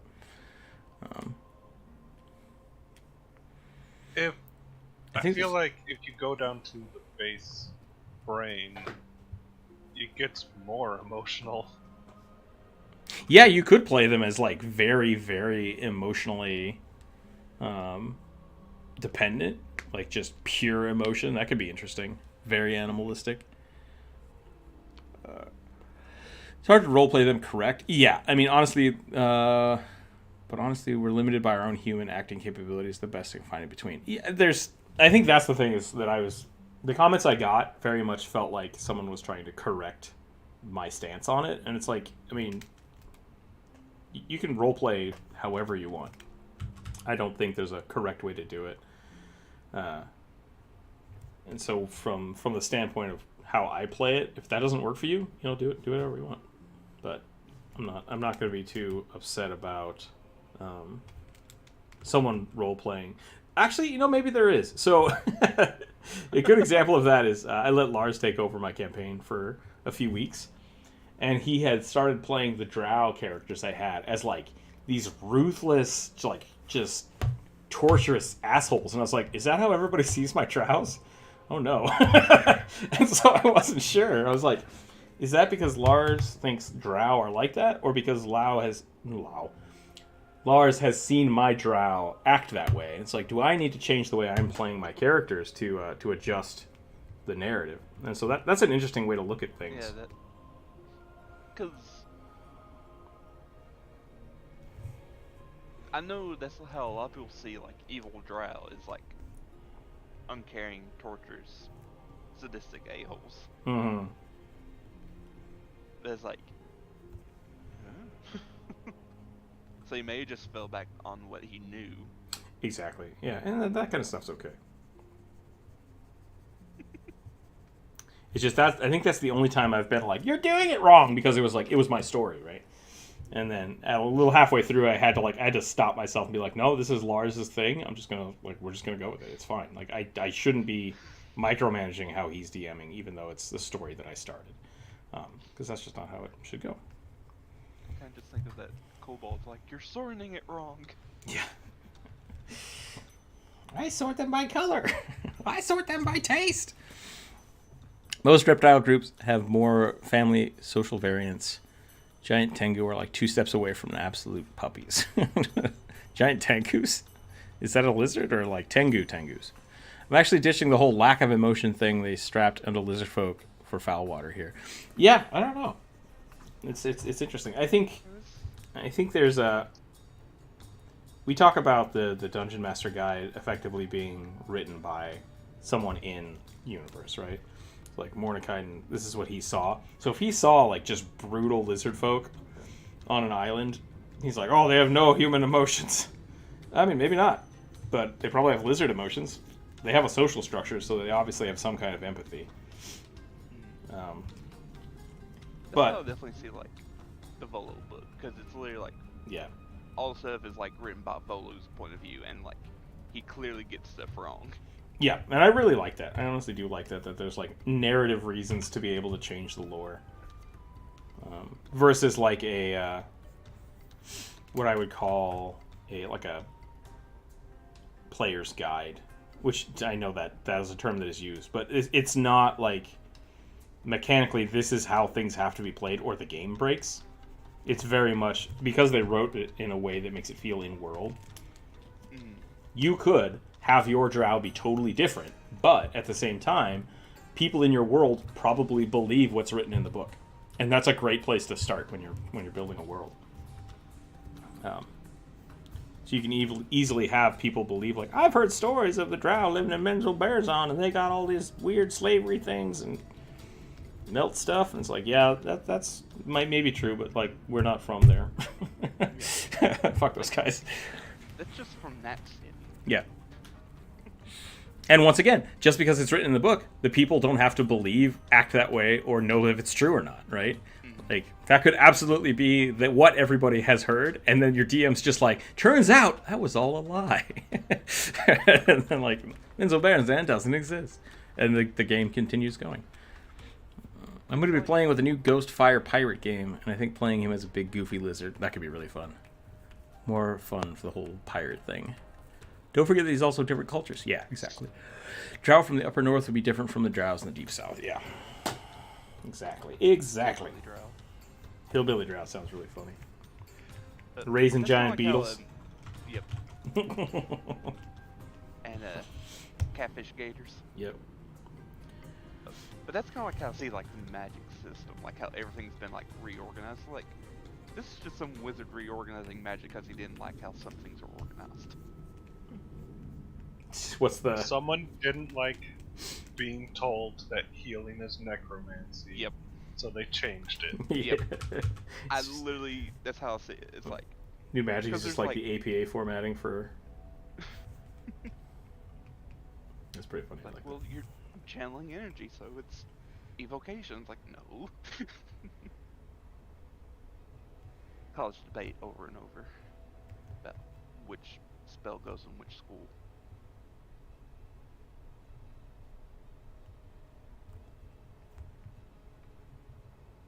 Yeah, I could easily see wizards just debating constantly about that.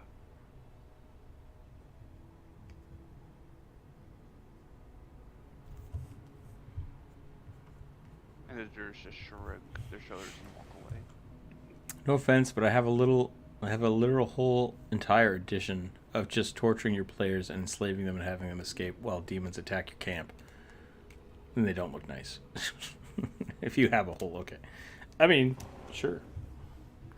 Once again, I'm not saying you have to play it differently. You can play it 100% the way the book is written. It's totally fine. Yeah, no, there's, like, the way I've always taken stuff like that, where it says things like, oh, orcs are always chaotic evil. Whoever wrote that encountered groups of orcs that were just raiders. Yeah, and I think the other thing I've run into a lot is what you just said right there, is the kind of thing like always. Always is, I think, the biggest misconception of D&D. Because people take the book like as written, so it's like, oh, goblins are so stupid because they have really shitty AC, and look, they don't, but I'm being facetious here.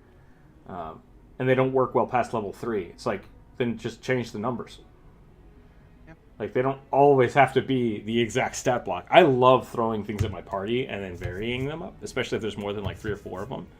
Usually what I'll do is I'll have like whatever the book stat says, and then I'll give someone like, okay, I'm going to upgrade their armor so their AC goes up. This one's going to have a special weapon so their attack goes up. And just like throwing that little bit of variable in there can be a lot of fun. And it's really funny when someone goes to attack something and they're like, but a 15 hit last time. It's like, this one seems slightly tougher. And they're like, oh, crap. like that kind of stuff is fun. Like throwing it up in the air sometimes, as long as it makes sense. Like if you just do that on the fly all the time and it makes people mad, like that's not the intent.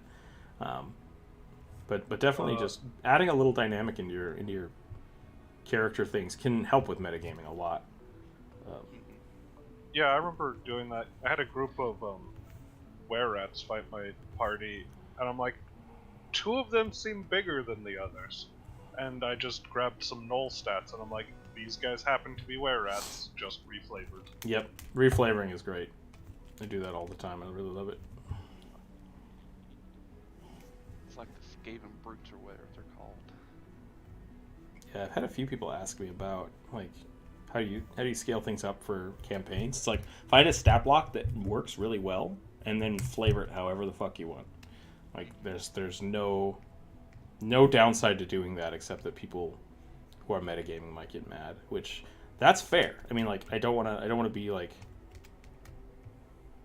people having experience in playing the game should be able to draw on that experience to be a better player, but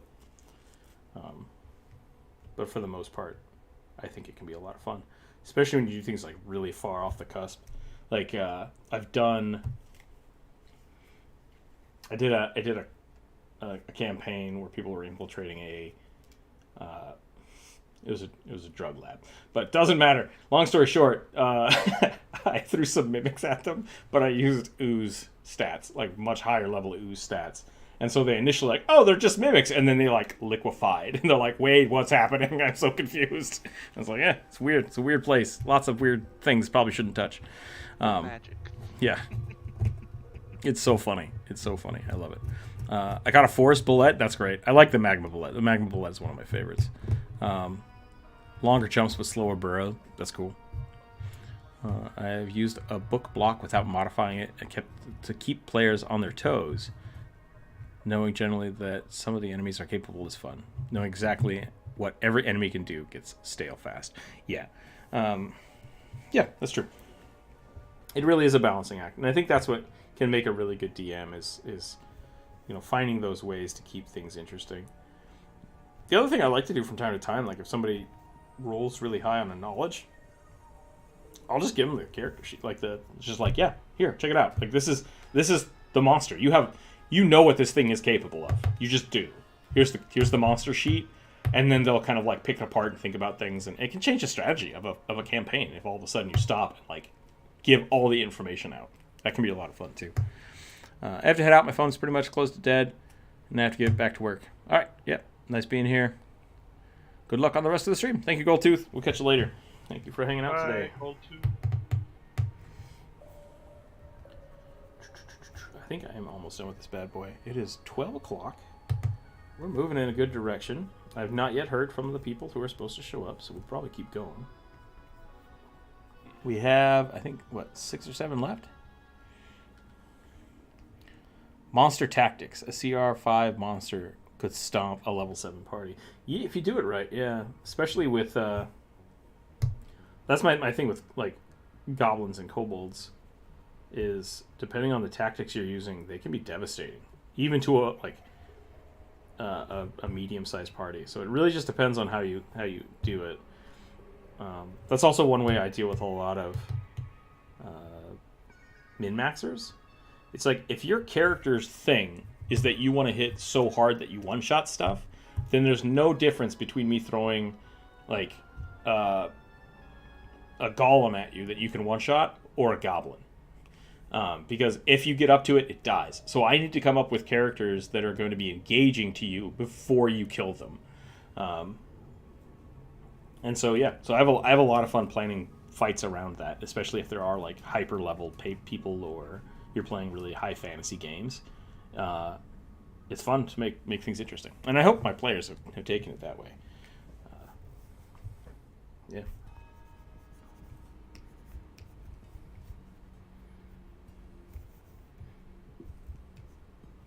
All right. You said 6 or 7? Yeah, go ahead and roll a d8.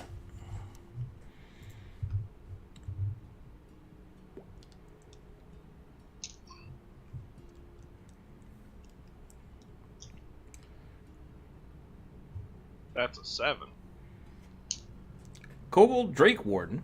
The kobold and the drake have a brotherly type relationship. Kobold Drake Warden. I like that. That's funny. Side rules for drawings. We usually don't draw pets. Just because it's 2 characters and that's against the rules, but burning is up to you. Kobold Drake Warden, do what you like. I think that's a fine pairing, but at the same time, we don't always have time to draw everything, so it's up to the artist. If you don't get your Drake drawn, I do apologize. That was I'm good with it. That was from Giovanni Rodrigo? I'm so sorry, I don't know how to pronounce it. Roggio. Thank you for the suggestion. Burning will be drawing that one.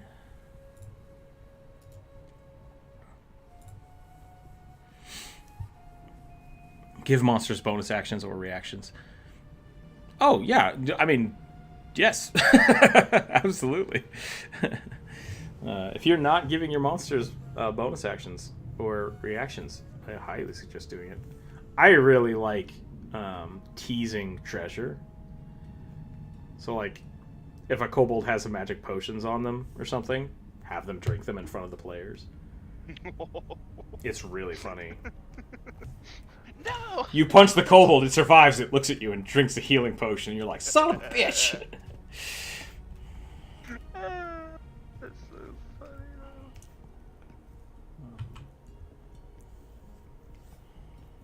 Dim said kobold grows large. Oh, yeah. There's a funny thing in some of the Pathfinder stat blocks will have treasures listed. Like, here's what happens when this person dies. But then it'll say at the end of the stat block, like, if the players are heard during an encounter beforehand, then use all of their magical items before combat starts. So they start with, like, a boosted stat block unless you get them off guard. That can be super fun. If, like, you go into combat and you're like, you see this guy and he's glowing. And you're like, what? He's glowing. Roll me an Arcana check.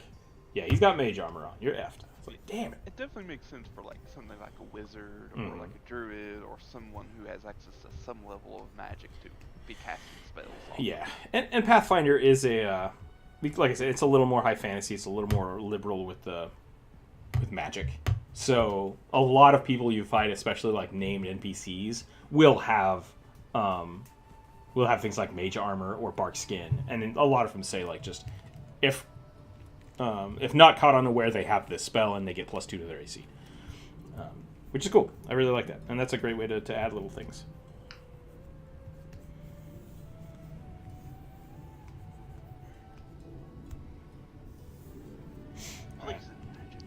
I think I'm almost done with this pirate boy. He's supposed to be a barbarian, but like I think all of the barbarianitude is just in his face is so fucked up. So maybe we'll add some more scorch marks up here. Some of his scales are just like roasted, a little charred. That smells terrible. Yeah. Yeah, probably. Burnt hair smell. Hey, you ever worked with cow horn? I've worked with deer antler, and it is god awful. It is. It does. It smells like a little bit like burnt hair. Yeah, because I guess it's kind of the same thing, but not quite. With antlers, it's specifically bone, so I think it does have just a slight different smell, but That little bit of not pleasant. charred bone smell. Yeah. Barbarian is more just a class. He's like a sea raider, crazy one. Okay, looks good. Looks great. All right, good to hear. I do want to darken up the tips on these scales, though. Like a lizard folk version of Blackbeard. It's just got like barnacles and stuff on his chin. I'll be right back. Let me grab a drink real quick, and then I think we'll move on to the next character. What happened? Oh, I went to wait. Come on. Come on! There you go. Darken up this horn.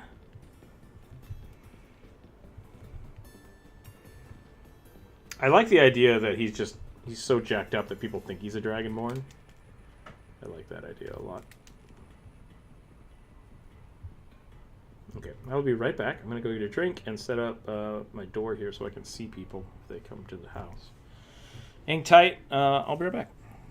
I'm going to run a quick ad. So everyone watching, turn on your ad blocker now, I guess. I don't know if I'm allowed to say that. Don't turn on your ad blocker. Definitely help me get tons of money. Hashtag be right back. Hang tight.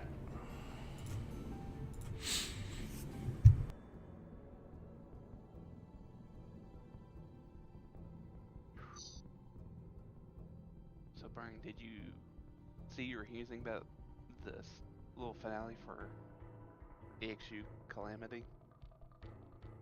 I haven't looked into it much. I saw a character reveal that was pretty exciting. Which one? Harvant? Oh yeah, he makes an appearance in first episode. It's like, I mean, he would be around. Yeah, It would. was an emotional roller coaster. It actually brought me to tears several times. It was, oh my god.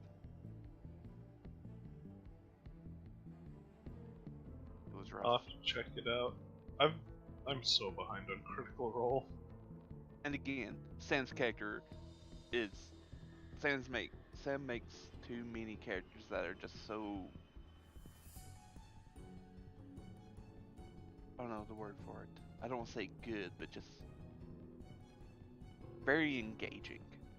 Sam makes joke characters that become, like, engaging. Oh yeah.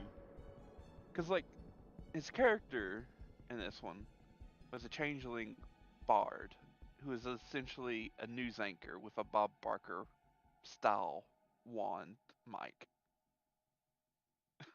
Which is great. I love it. It's just like, what are you doing? And it's just like, oh my god, Sam, why?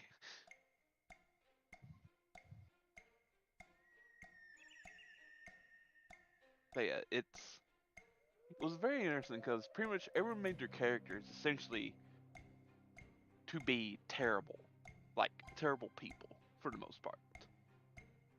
Fantastic.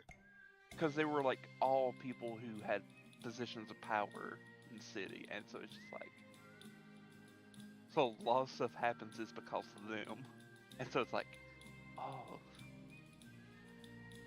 Oh no.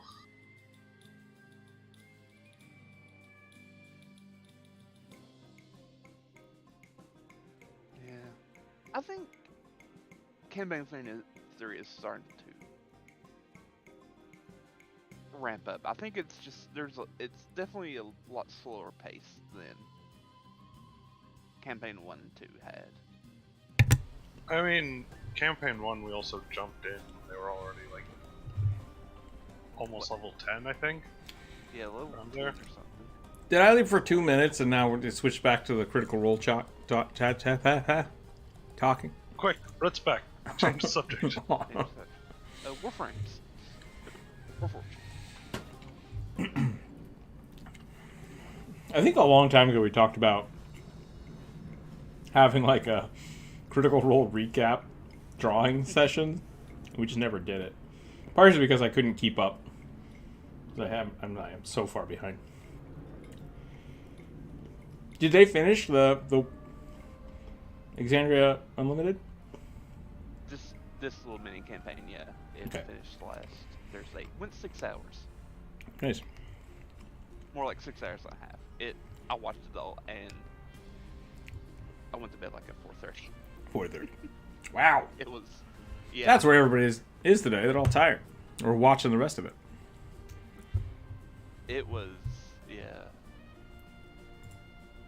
Boop, Like, boop. I also started late. I started like at midnight. So Oh, it's wow. like,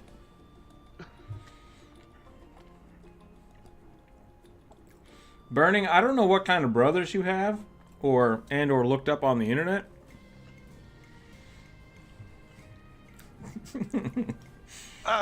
We are on YouTube. Don't make them kiss. That's all I'm saying. Just don't make them kiss. No kissing. They're just. He's my stepbrother.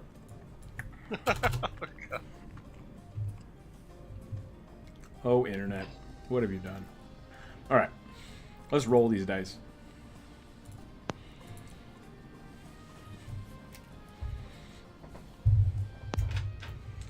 How do I not have a D6? There we go. most common die ever. Oh, no. Here we go. Here, let me move over. Cobalt Cleric. Let it begin. There's another Cobalt Cleric? You can kiss your brother. You look out with them kissing brothers.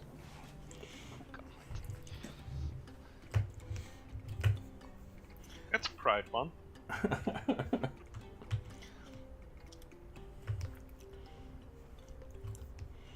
I understand your intent there, Bionic, and I will say yes.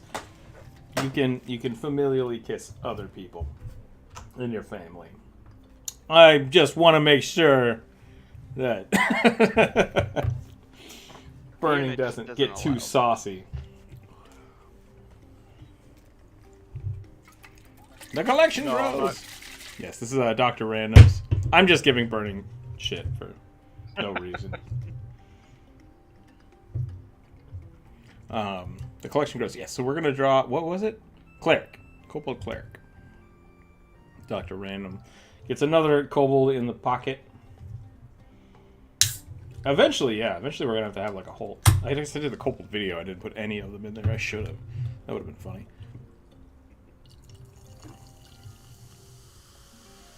Get your little A's. Make a short of the Kobold collection. I don't know if I have a kobold collection. I assume it's on the Discord somewhere. Sorry, I just ate a piece of banana bread and now I have the hiccups. That's no good. Thanks a bunch for drawing. Thanks a bunch for drawing my lizard boy. Would you mind if I screenshot it and use it as my Roll20 token for character when I play? Yeah, that's totally fine. Also, I'll put a high res image of it in the Discord and draw. There's a little tab in the Discord and draw. At the end of the stream, I'll go back and I'll screenshot that for you. And yeah, absolutely, feel free to use them. I would love to see that. If you ever want a full commission of it, let me know. I like making tokens for people. It's fun. Kobold, here we go. What kind of cleric, though?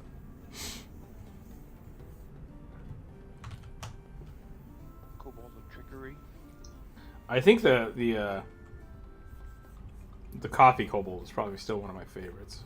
I might have to make that into a sticker.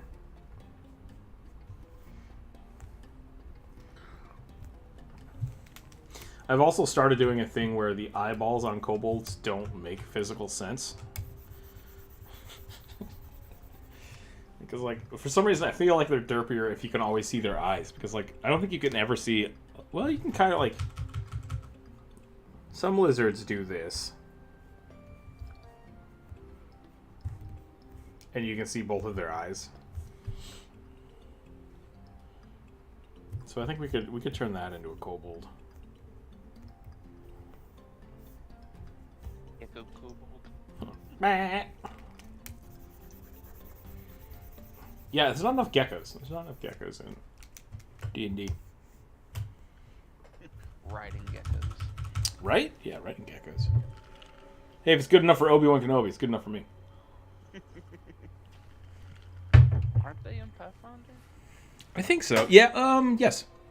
Yeah, one of the goblin I want to say goblin heroes, which I think is how they're referred to. Rides a giant gecko. Hero kobolds? Or hero gods? Yeah.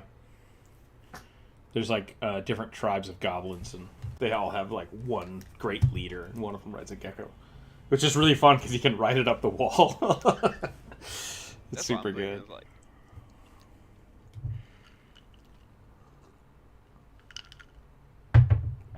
See how long it goes. It goes with new groups. Nice. Cheers. Cheers indeed. All right, cleric kobold. I don't know if I've drawn a cleric kobold yet. Probably not, because that's why you're requesting it, I assume.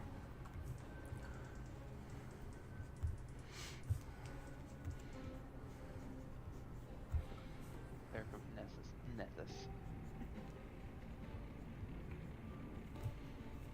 When you go through all the classes, all the D&D classes, are we going to go into Pathfinder exclusive ones like Alchemist, Magus, I don't know. Shaman? Man, the Pathfinder Shaman is one of the biggest sad days for me. I was so disappointed with it. 4th edition Shaman was fun. I really like 4th edition Shaman. Wasn't 4th edition Shaman a lot like Warcraft Shaman? It was, yeah. It was super good. You had a pet. You had a pet and totems and stuff. It was good. I feel like Pathfinder Shaman took the bad stuff from Witch and the bad stuff from Oracle and put them in the same character, and it's just like, this is not what I want. Like, nothing about this is what I want.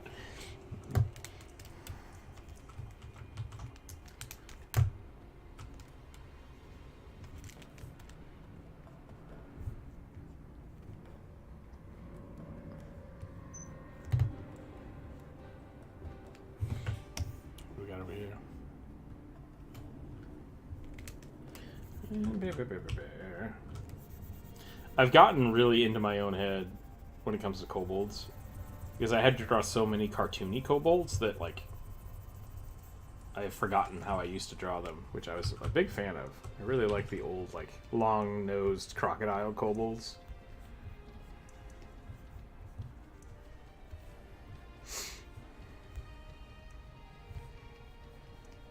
Your shrew kobolds? Mm-hmm.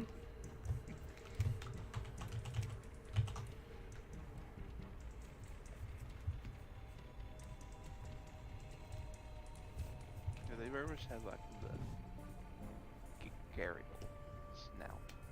Yeah. Very spurt. You're dead! I win! I win.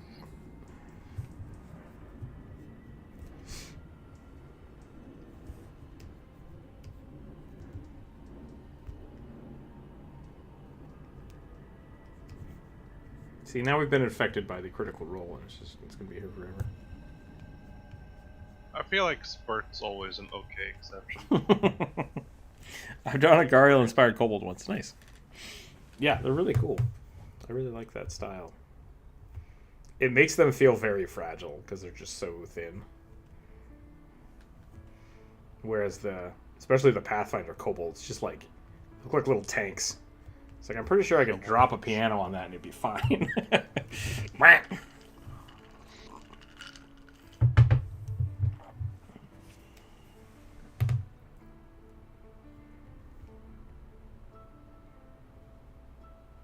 Yeah, you know what, Dr. Random, if we get them all done, we might need to like sit down and actually...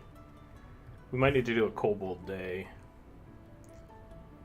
Just so I can like put it on TikTok or something. I drew every kobold.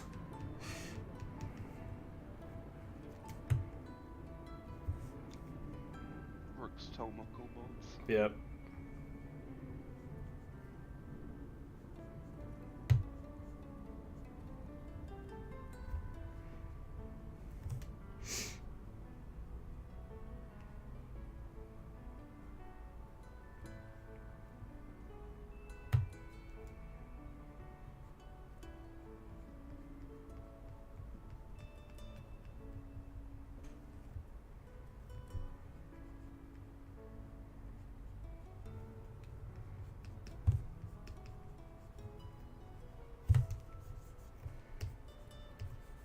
I'm gonna go very priestly on this one.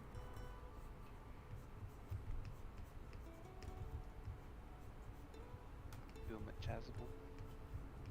Is that what it's called? The very fancy poncho Yep. priest thing. Yeah, it's called chasuble. We were playing something the other day, and we were talking about the term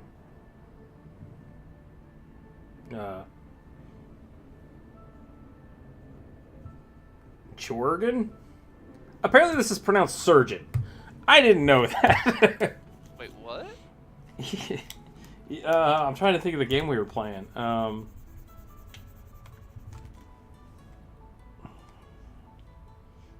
know there's some in Elden Ring. Final Fantasy has it as well. But a chirurgeon, which is the spelling, like the fantasy spelling of healers. Final Fantasy has a very French way of spelling things. Yeah. It turns out that's the base root for surgeon. And that's how it's supposed to be pronounced. And I've seen that word all over the place. No idea. Trogs need more love in D&D. Oh. Yeah, Trogs are interesting too. Trogs are like a weird mixture between kobolds and gnomes. And, yeah.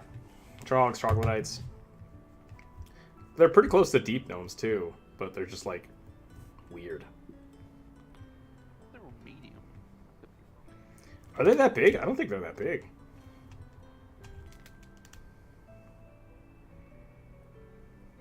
I may be confusing with the slot. Sloths are huge, so... Yeah.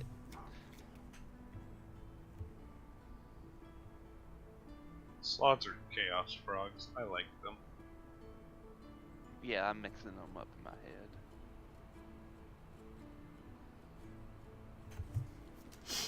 I want this kobold cleric to be like... just... annoyed that he has to heal people. So, in 5th edition, troglodytes are medium size. Interesting. So they're big. Big kobold gnomes. Are they supposed to be... Are they... Oh, are they dwarf? Dwarf kobolds? Gross. Chirurgeon is surgeon, and... Oh, okay. Gaoler. Gaoler is jailer, and everything else is just French. Yeah. Trogs are trolls, but not, and they're also other things, and it's weird.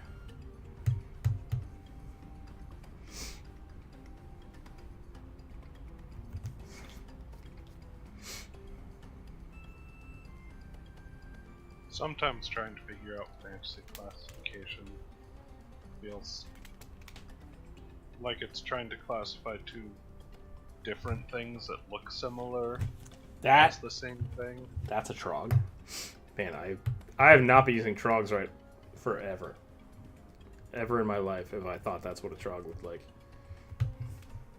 Apparently, Duergar referred to trogs as stink meat. Alright. According to the wiki here, like, what? Okay. Are you gonna eat the monster meat? I guess so.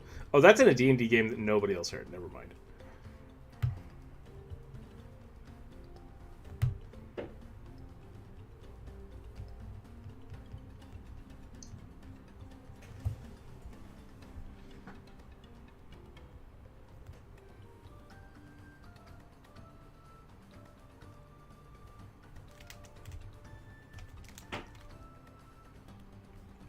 basically trash lizard folk.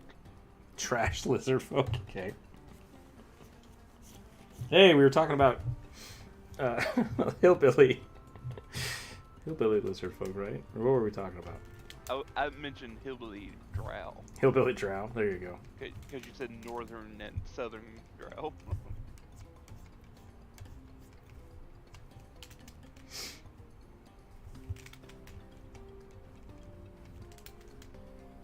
Yeah, instead of raising giant spiders, they raise giant beetles.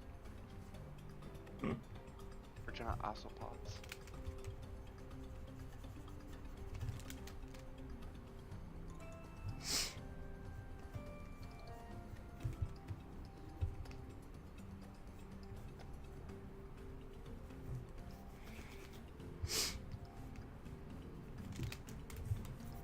Don't know what to do about this chess piece.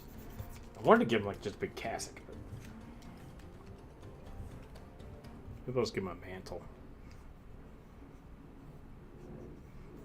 The most upright standing kobold that's ever existed. Yes.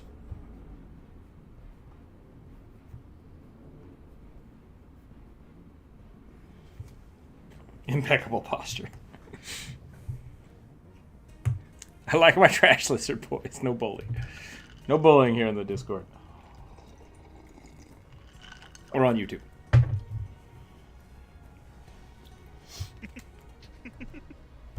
I kick ass for the Lord. It is a glorious, bad Australian movie. I would expect that to be coming out of like Bollywood or something. That'd be really funny. Because, like, it's zombies and the priest breaks a bunch of martial art moves and... I mean, that's part of their training, right? You know? Let's turn undead. There's a reason that the undead are scared of them. I don't know if you guys knew that or not about. So turn undead's not actually a spell? No, They just flex real hard? It's like fancy parkour. Fancy parkour. It just confuses the hell out of them. Cross engraved brass knuckles. What did... Yeah, the holy knuckle dusters. Jonas can start talking about Father Forehill again. One reason I mentioned that is I watch Constantine and he has a pair of those in the live action movie. I would do that if I was a demon hunter. Hell yeah, brass knuckles all the way. They should be iron, though. Because iron burns. Like fey spirit creatures. Makes sense to me. So iron knuckles with crosses engraved onto them. I was gonna say either silver or iron. Mm-hmm. Bri, welcome back. Hope your phone went well. Trogs definitely don't get a lot of love in this edition. They've been relegated to things my PC can murder in a cave. The Ropers got to him, probably. Though they're great, they're just kind of sentient reptile opossums, which is fun. Very quick, I was shocked. Oh, that's nice. It's always nice when phone calls don't go too long.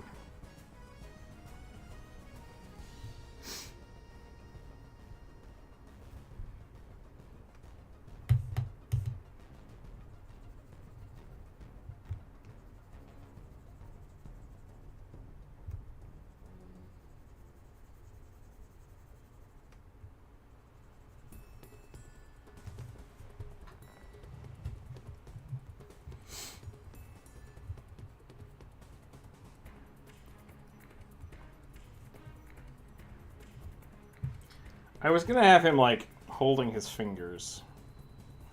Now I don't know if I can still do that. Because now it looks like he's just like gonna poke somebody in the butt. Hey, boop.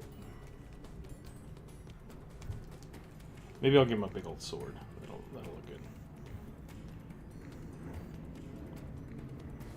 Give him a holy water sprinkler. Ooh, yeah, like a sensor or a... What are those called? I used to know what those are called. Yeah, there's sensors. Well, the sensors are things you burn in, but then the holy water has a special name. Yeah. Oh, I just know the gotcha. holy water sprinkler. Holy water sprinkler. I was an altar boy for 10 years. I should know this shit. Yeah. Holy water sprinkler is what they're called. Really? Aspergillum is what they're called. Aspergillum. But if you type in holy water sprinkler, you can buy them as holy water sprinklers.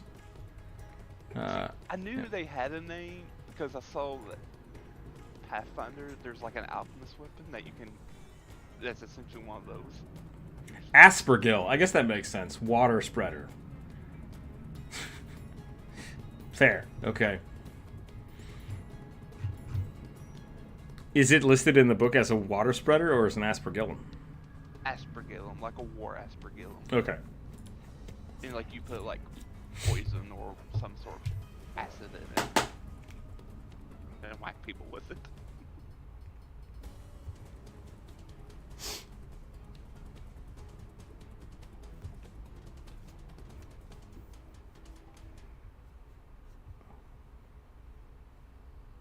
I'm just gonna get my big old knife. He is a kobold, Claire. Yeah. You need healing? Very well, we'll remove the tail. I don't have a tail. So basically a war surgeon. Yep. Oh, you're injured. I will take your leg now. I got shot in the arm. Crabs don't even need surgeons. It's so weird. Just like, pop it off. Pop it off. We'll deal with it later. I'll grow one back. Crabs are creepy. Just putting that out there.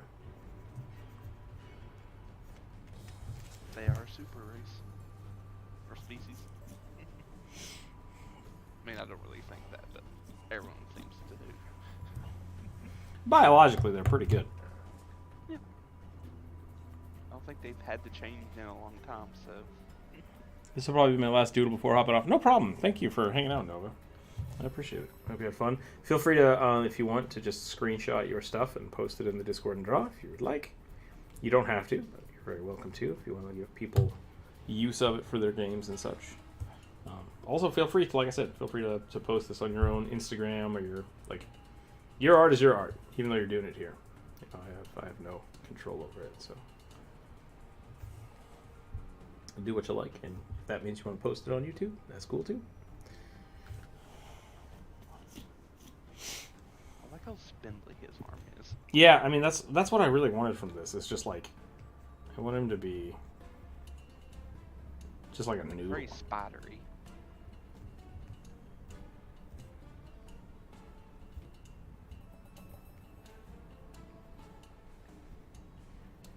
Very super chill. Good. I'm making that NPC as we speak. Uh-oh. I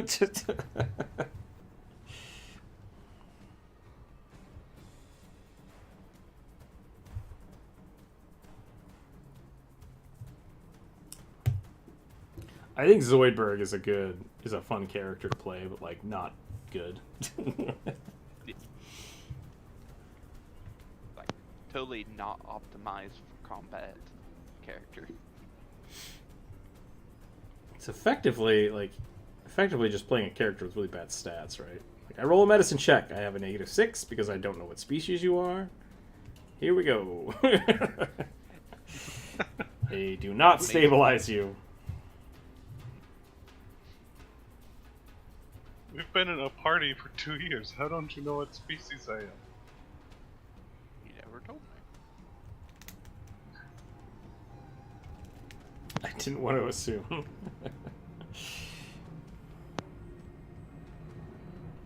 We had one of our math professors at my university dressed up as Zoidberg one year, and it was a bit too perfect because he has Zoidberg's like personality in real life. It's like you're the same person. You just now look different.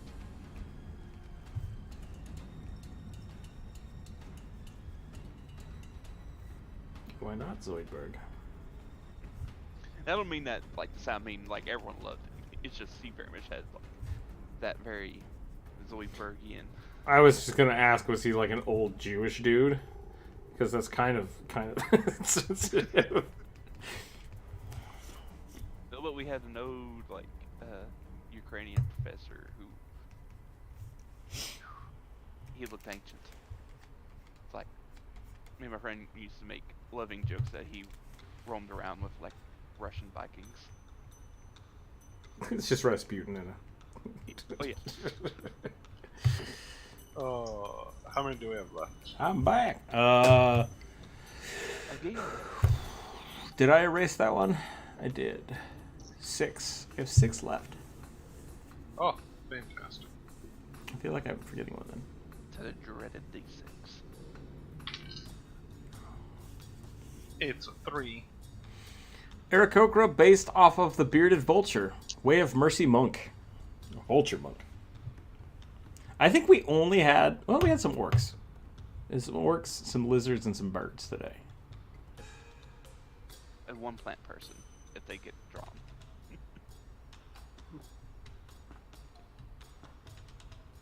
I think I erased that one. I have half of it. Here, but I don't have it written down. It's written on the list, but I only know what you're talking about because I wrote down the wrong part of that. So it's there. It's just there. But I was like, wait, there's no people on here. I was like, oh, there it is. I found it. I mean, it's fine if it doesn't get drawn.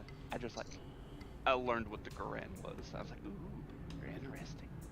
Did you learn about them 2 years ago when I made the Quran video? Actually, don't think I've watched that. Son of a bitch. Everybody end the stream.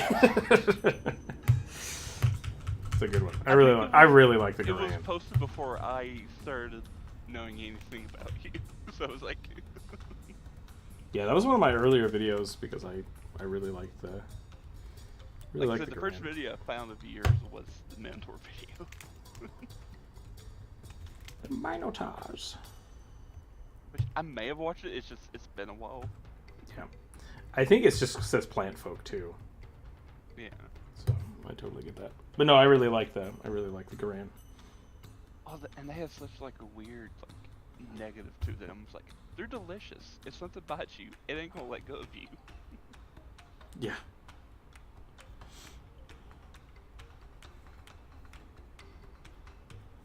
You taste like cucumber. Uh-oh. Ironically, that's what I thought they would probably taste like cucumber or like aloe plants. Have you ever eaten an aloe plant? Yes. Interesting. My grandfather used to do that. He would just rip off an aloe plant and eat it. Rip the limb off of I've it. also like drunk aloe juice. I've drunk aloe juice and I was not a fan of it, but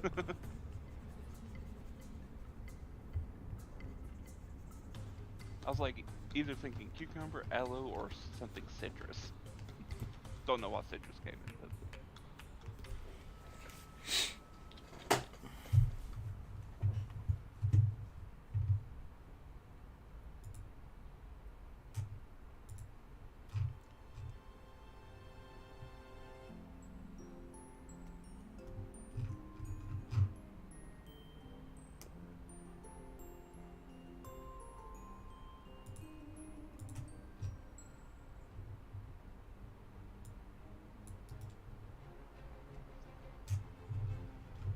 whoops. So I just found out where your thing was. When I was looking at that, I was like, oh yeah, there's 5 more that are like, as I've been deleting, it hasn't been updating the list, so there's just like a big blank spot, and the last 5 just have been not in my vision for the last little bit. oh. So it's like, why wasn't that on that list? It should have been. I mean, So. I added it like a few days ago. Yeah. It was on the list. I had blanked out. I've been deleting rows in between, and it hasn't been updating the gap changes. So there were a couple that I had to scroll to.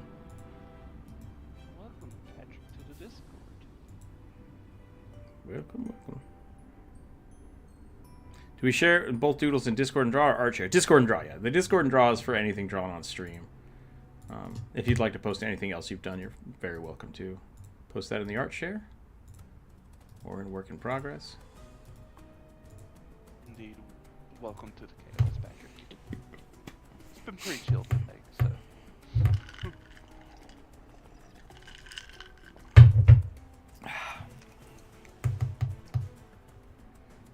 Come has on mentioned in. those words. What's going on? Someone in the chat said they found your channel today and joined the Discord. Nice. Welcome, welcome. Welcome, Patrick. I'm glad you're looking forward to learning. Posting and learning. Nice. Yeah, welcome in.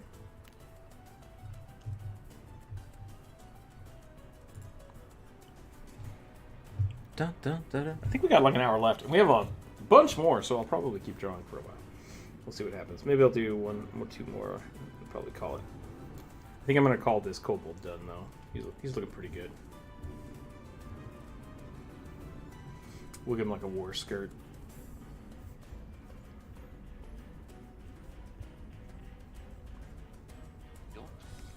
Yeah, war kilt, that's fine.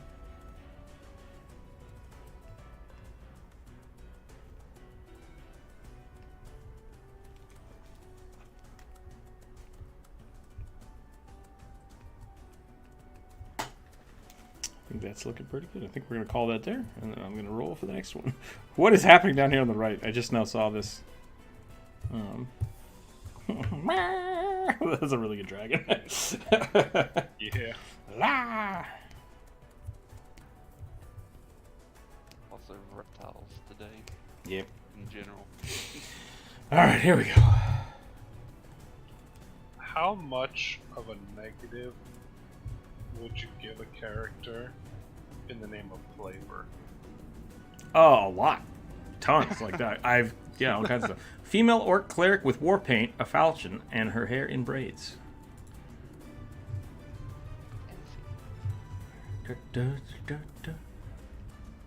Boom, boom. That's Captain Jump Ropes, first time. All right.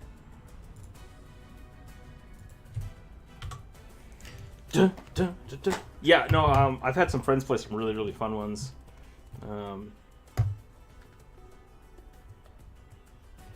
One of my favorite ones was there's a suspicion feat you can take where essentially you get bonuses to resist magical effects, but you have to make rolls every time something magical happens to you. So even if it's like a healing spell, you're suspicious and you have to roll against it.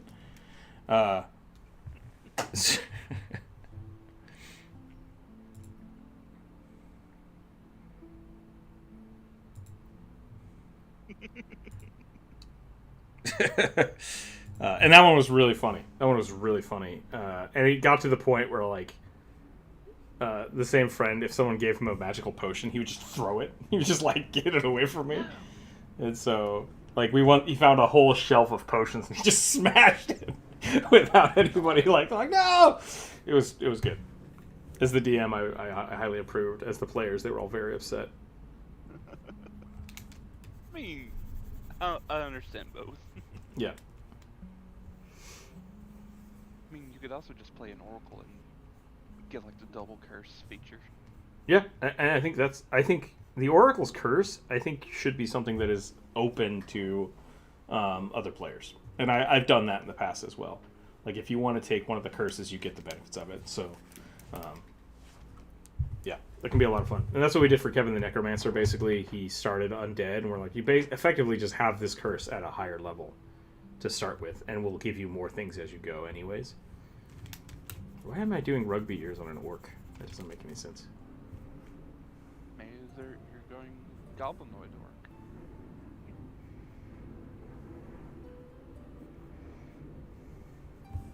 I almost brought up one of the taboo topics. Because I was watching it the other day and I was like, why is this a thing? You talking about Lord of the Rings? Yeah. See how when you kind of talk about things, it still counts as talking about it?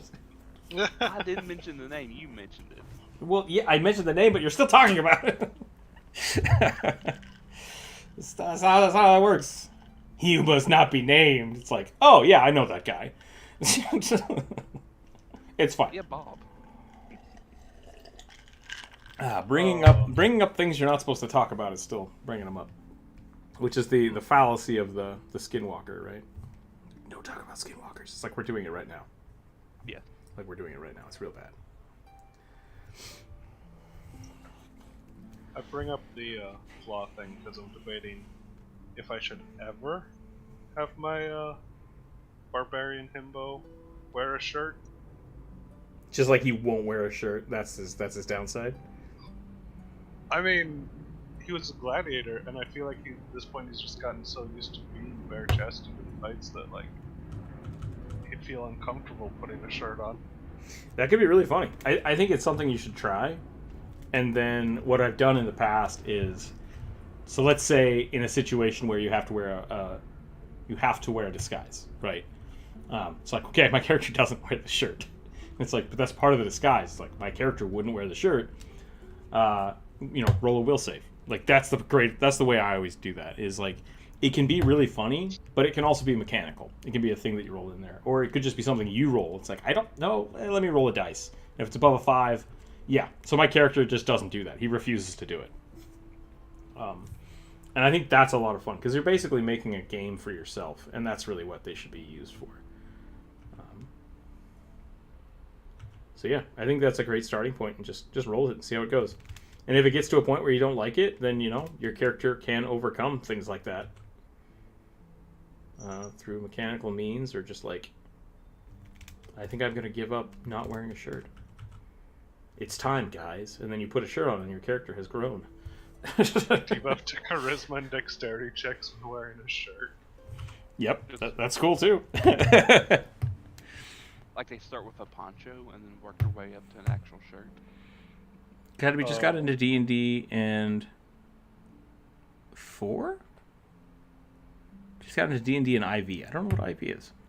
And I've. I've fallen. Okay. Oh. Sorry. I read the sentence in a bad way. And I've fallen for it big time. Yeah, nice. Yeah, D&D is great. Isn't that just Savage from 2E? Is it? Is that Savage? It is, but I'm not going the Savage path.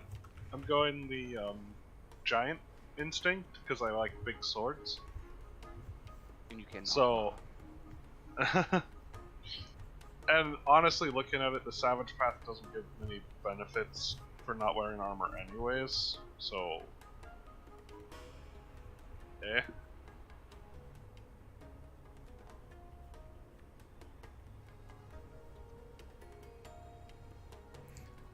We'll see. We'll see if he ever gets to a point where he's comfortable wearing armor.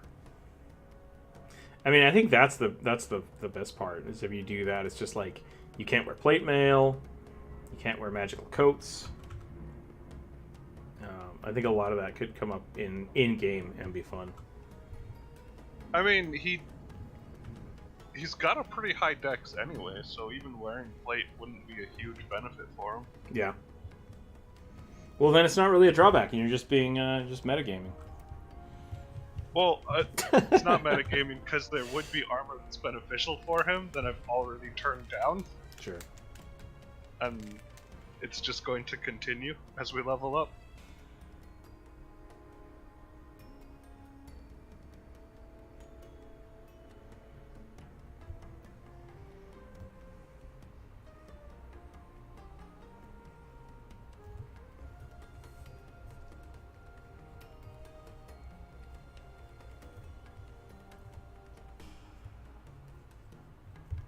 Okay, face paint.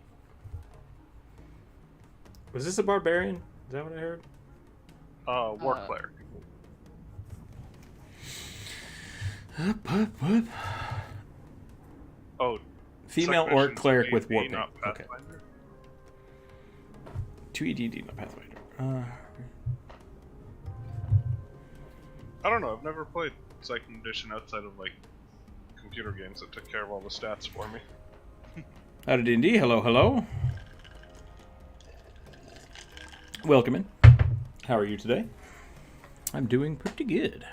Gotta go for a bit. We'll try to come back if you're still on again. You guys are great toodles. No problem. Well, thank you for hanging out.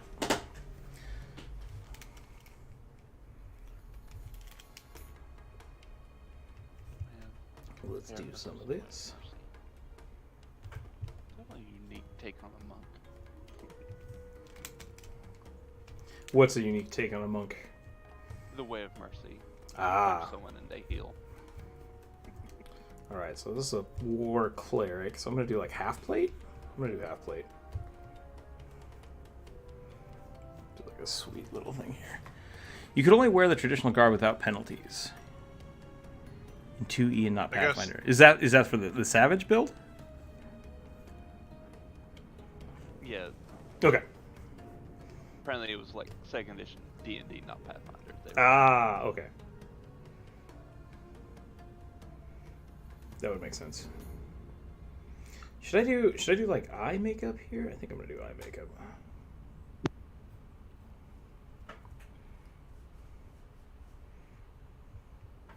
I want to do something that's like a little more dark than just like the straight small like tiny tattoos.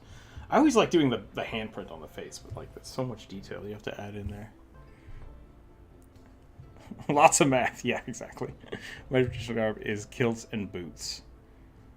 That's fun. See, that could work out really well.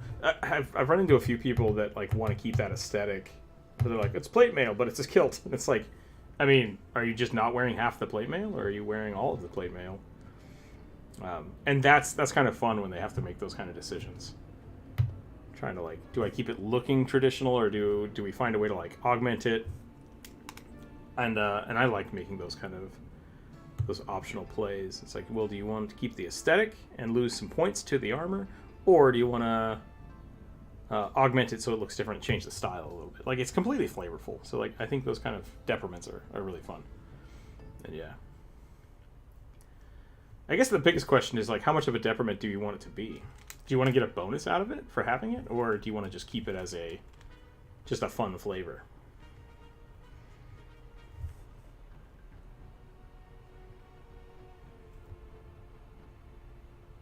Hello? Patrick Hill, welcome to the Goblins. Hello, thank you. Welcome to the Goblins indeed. Enjoy those sweet emotes. Welcome. But yeah, for me, I wouldn't try and seek bonuses out of flavor like that.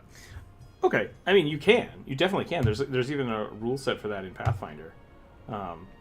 For like every decrement you add, you get to either add a stat bonus or extra feat. And I think those can be a lot of fun. And Yeah. That's one reason. So like with having that, it's kind of a fun way to customize your character, you know? Yeah, that's true.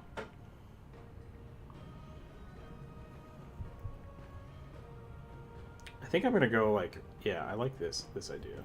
Should we go more on the forehead though? Ooh, okay, I got this. We're going like mask paint.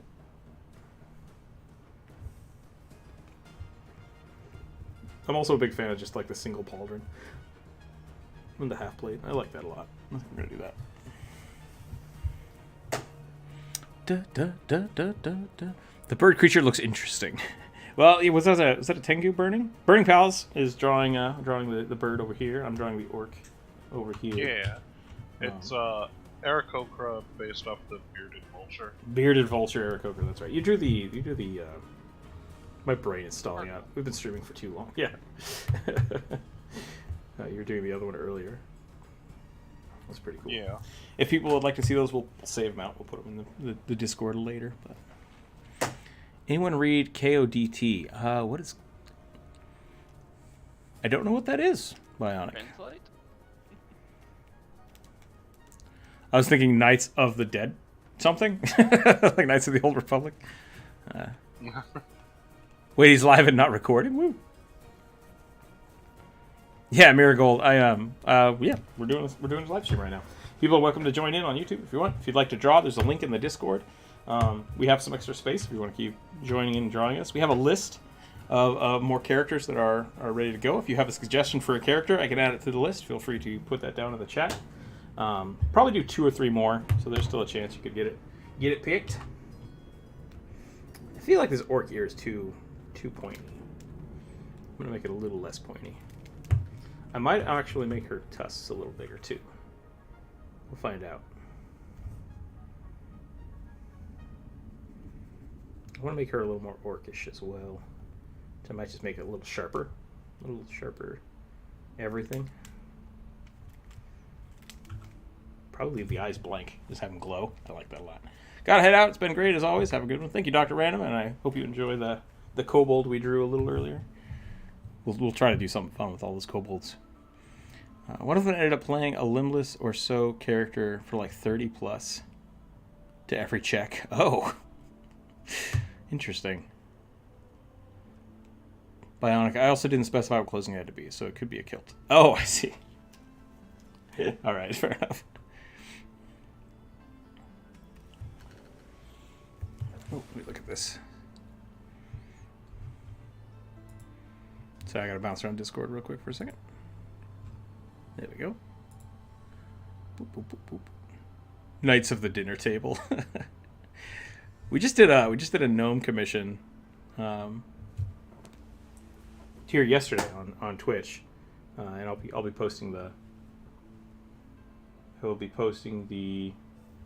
tokens for that for the Patreon members here soon. And with that, it was a gnome. I think it was a gnome artificer, but he had all the cooking traits, and I love that. I love it so much that was added to D&D, having all of the like little flavorful things of attacking with a spoon, using magic to make food taste better. I think it's great. I love it a lot.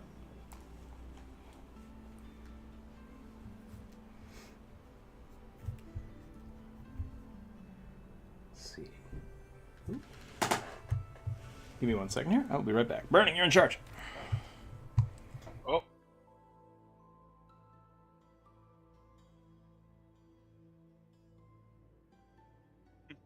What do we do now?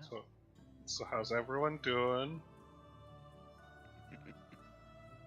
Keep going.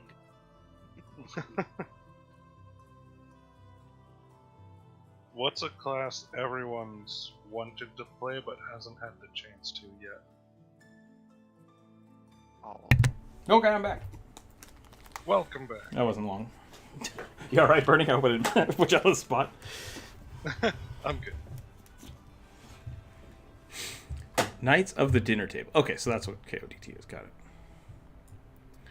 That's impressive. That's impressive, being a cook with no limbs. I often feel like I need more hands when I'm in the kitchen.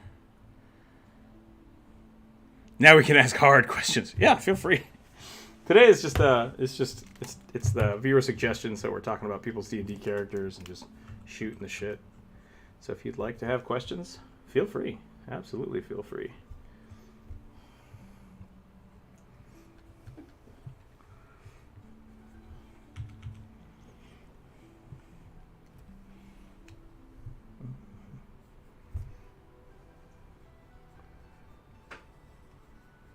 Yeah, I like doing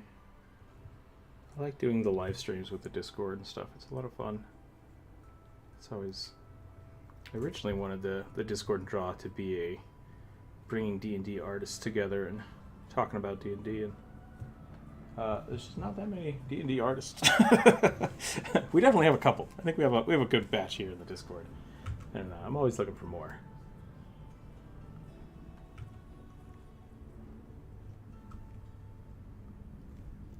Alright, so we need a braid. I think we're going to do like a cross braid like this. Over the shoulder. Yeah, that's going to look cool. Okay. You know, Bionic, I'm the same way. I really want to give Bloodhunter a good try, but I haven't had much of a chance to. Yeah, I still I do too. I want Bloodhunter to be really good, and I still feel like Bloodhunter is not quite what I want from it. But what I want from it is just like, I either want it to be A, be Blade, right? Or B, full werewolf. Just like non-stop werewolf all the time. And it's not that. So It feels like it's trying to be a Witcher, yeah. which is cool. I like that. But I don't know that it's leaning into it enough. Exactly. Yeah. Like they have the vigilante in Pathfinder, which was really cool. But like, because it's a blood hunter, it leans more into the magic side of things, which is cool, and I really like that. But like, when it comes down to using your blood for magic, I want that to be. I want the the aspect of using your own hit points and blood to do things. I want that to be like the sole purpose of it. And I don't know. Yeah. It just feels a little. Maybe the blood cleric or blood wizard would be more your speed. Yeah. Yeah, it's somewhere between the the blood hunter and the blood rager. Like I feel like there's a good middle ground in there somewhere, and both of those don't quite do what I want. So I really want like a blood sorcerer or like blood rager to really lean into like being powerful because of your blood raging, which still leans on the rage. So I don't know. Blood hunter really has to carve into their own niche to work. I'm not sure if that was supposed to be like a truthful statement, or if you're trying to pun in that you have to cut yourselves. The blood hunter. Either way, Hashi Brown, well done. Yes, I agree. Kidnap Blue so he can be here every week. I mean, yeah, Drew's here from time to time. He can be here when he needs to be. I don't want to force him. One of these days, I'll make enough money that I'll just hire Bluest Druid and make him do a Thursday show or something. I would love to be able to do that. Start hiring people to do. Painting the Bluest Druid. Hire content creators. That's the dream, yo. That is the dream. I don't know what happened with binging with Babish. Oh yeah, absolutely. Babish does a great job of Sola I think joined his team. I don't know if she's still doing those. I haven't seen any new ones come out, but maybe I'm just not watching food cooking shows as like I used to. She's been doing a lot of stuff with the History Channel. Ah, okay. Yeah. But another guy who worked with Sola has been doing a lot of like Hispanic Mexican cooking videos for. Oh, very cool. Oh, very cool.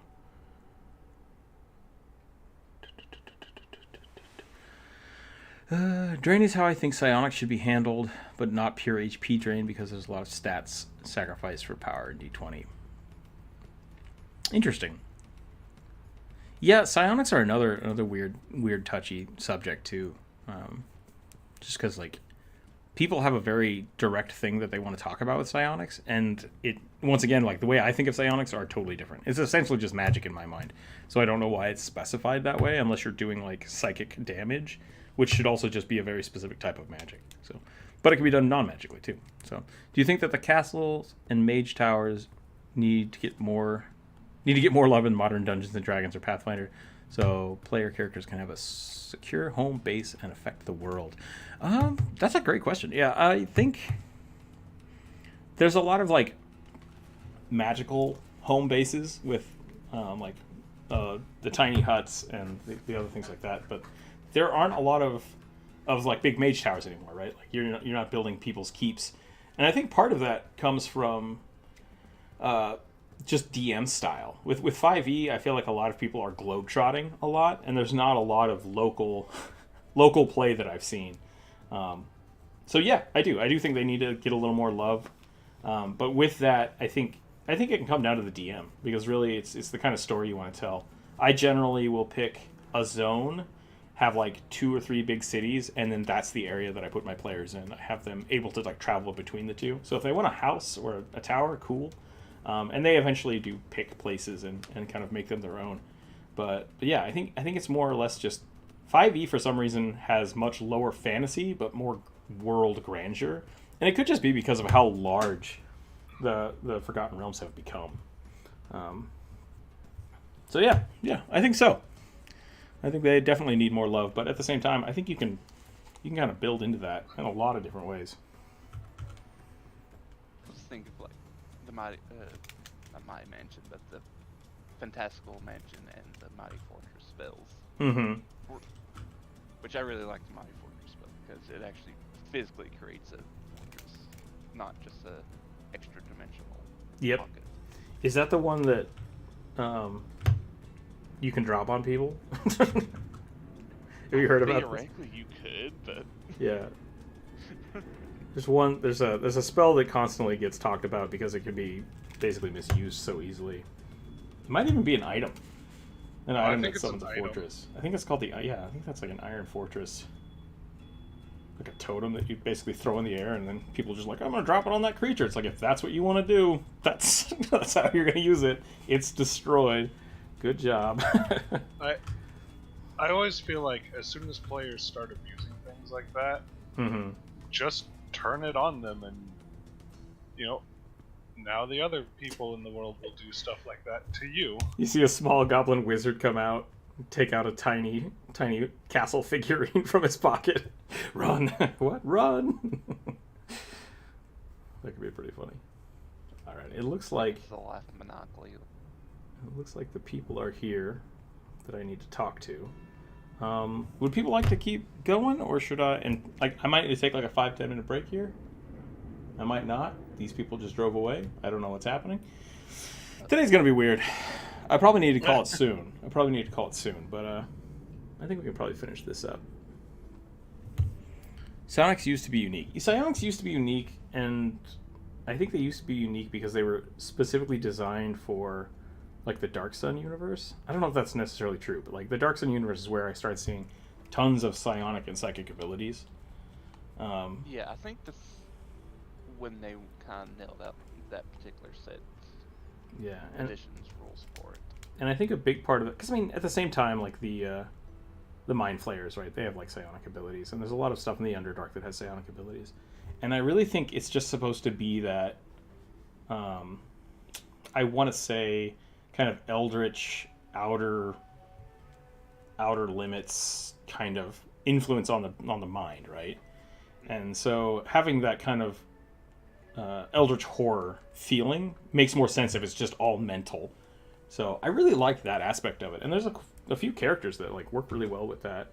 But then there's a lot of stuff that's just like, what if they're psychic and they have all the abilities of all the magic casters, but it's psychic? It's like, that's boring. Like, it just seems like magic, but with more steps.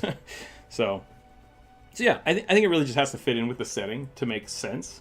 And otherwise, it's no different than any other magic spells, because it's not affecting the gameplay in any way. It's just like, I cast Fireball, but with my mind! And it's like, cool, I guess. You said a magic feat or something? It's like, yeah, okay.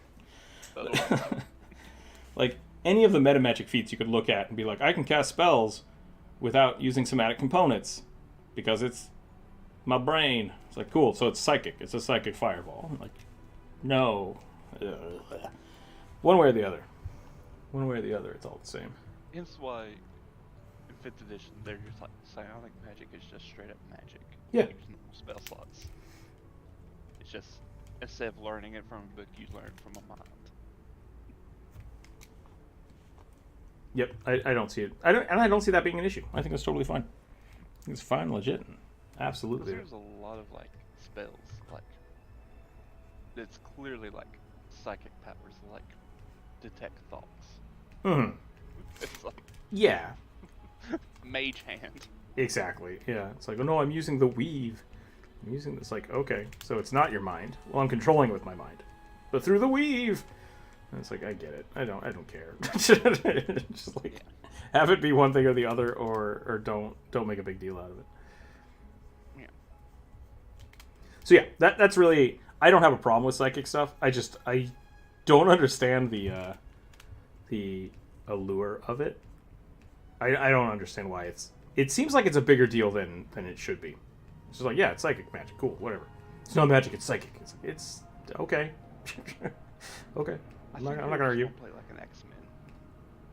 I mean, yeah, definitely. Play Professor Xavier, yeah, as just a really high-level sorcerer or wizard, and nothing would change. Like, nothing would change at all. There's even a few. Is Savage Worlds? I had some friends in college that played Savage Worlds with X-Men. Like, that's what they did. And I was never sure if that was something that they had just came up with, or if that was actually something that was built for it. But they loved it. They loved it. Psionics in D&D and Pathfinder. Sorry about that. I was gonna say, I mean, it sounds cool. I'd enjoy it too. Psionics in D&D and Pathfinder have always been really disappointing to large psionic demographics. Yeah, I guess that's the thing. It's like, I don't understand the largest psionic demographics. I don't know where that came from. I like different magic systems. I think of martial as being their own magic system too. Okay, I see what you're saying. So you have like a martial system, magic system, and a psionic. So you want it to be a completely separate thing. I can see that. I don't think it is. I definitely think it could be. But you'd really have to sell me on why it's different than magic. And 4th edition did some weird stuff with martial classes, to where some of the martial classes had magic abilities. So I could definitely see, like, that was kind of the overcorrection of it, right? So psionics in 4th edition were very much just magic, just straight up magic. I'm sorry, martial classes in 4th edition were just magical classes, and so it didn't make a lot of sense. I'm wondering if this guy can't find my house, because I just saw the same car stop by my house, drive away, come back, stop, and then drive away again. I'm very confused. Knock on the door, dude. Yeah, it's like I have the door open, like I'm just staring right at him. Maybe that's why. Maybe I confused them. They're like, oh, this guy's looking at me. Psionics is a bit pointless unless you have your own system. Psionics has a different focus in older versions of Dungeons & Dragons. Okay. Had a different focus. Yeah, I'd love to see those different focuses, like what they actually picked. So that would be really cool. Give me 1 second here. I'm gonna go outside. One moment. Burning, you have the con.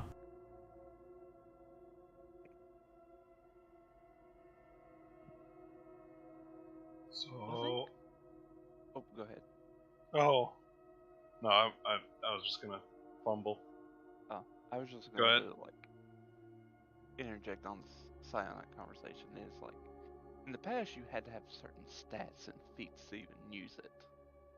I think that's what some people want, but I know a lot of people didn't like that in the past.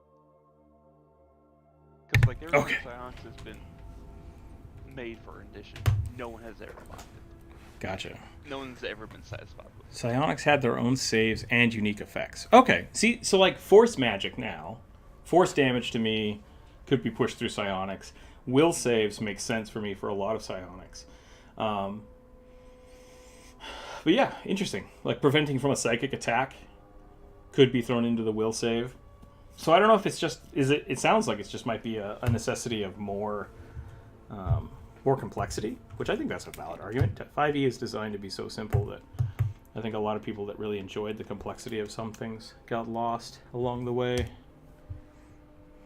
So I don't know if you heard me mention, but like in the past you also had to like have certain stats and feats to even use psychic powers. Sure, but like that's true for magic too. I mean, Well, you can start as like a wizard and use magic, but like a wizard could transition into psionic magics through having certain stats and a feat. right, but you can start as a fighter and then take eldritch training and become a warlock or a wizard or a cleric. Yeah. Like that's totally fine. Once again, that's just the added complexity, right? I think that's legit. I think that's a good way to add it. I mean, look at. I guess I don't have an argument against this, right? Like I said, I completely agree that there could be another complexity added to the game. ESP was a psionic spell or ability that had many effects. So, but is ESP like many effects, like prestidigitation? Was it just a prestidigitation flavor, or did it have unique effects, like unique effects? I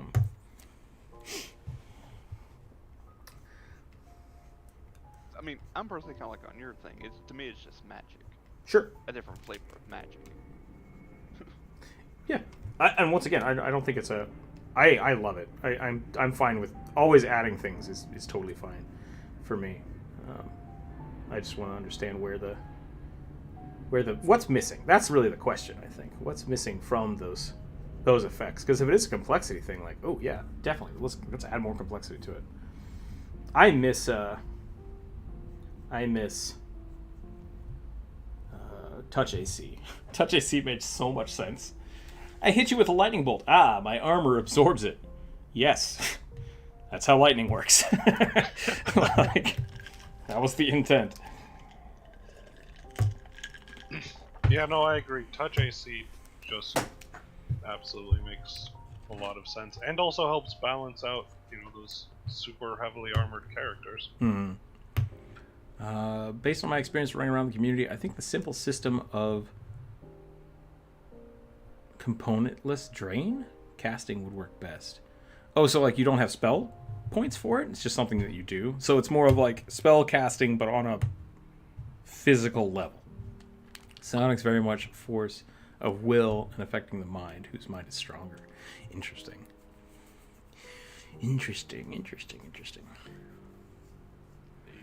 I see. So it's more of a stat versus stat instead of something versus AC or something versus a save. It's direct comparison.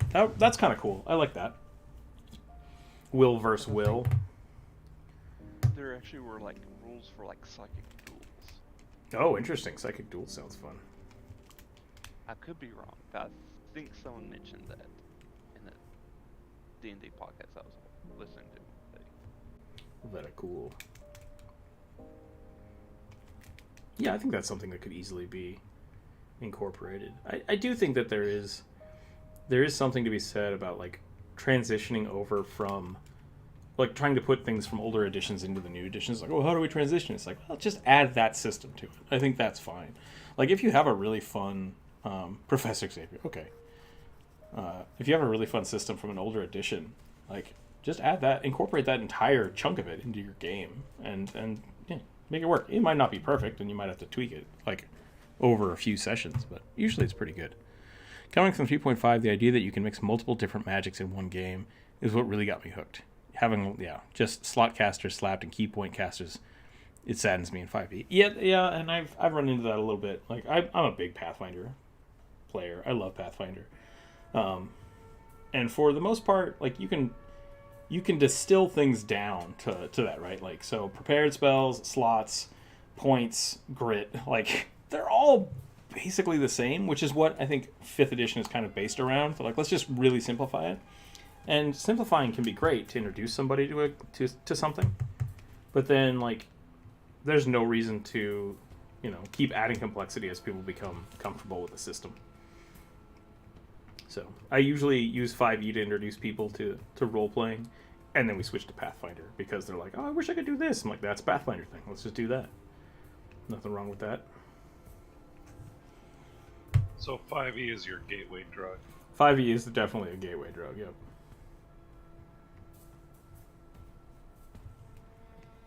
I'll be right back. Sure. I've spent so much time just trying to draw this braid. Braids are a pain in the ass to draw. They just are. Could you take 2 ropes and twist them?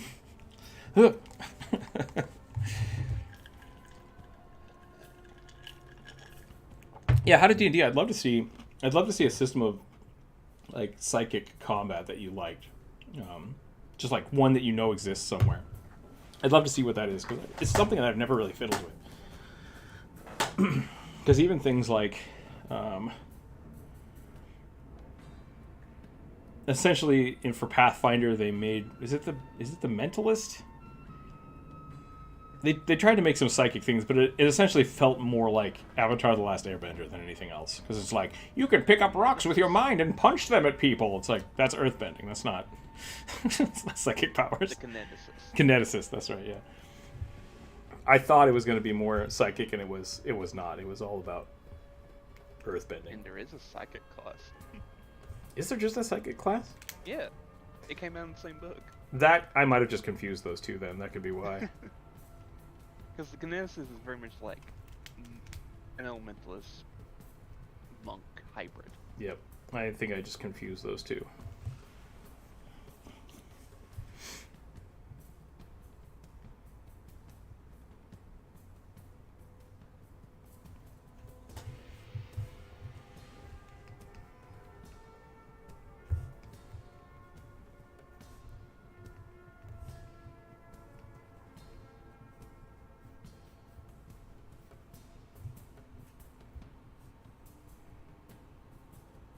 Should I make this braid longer?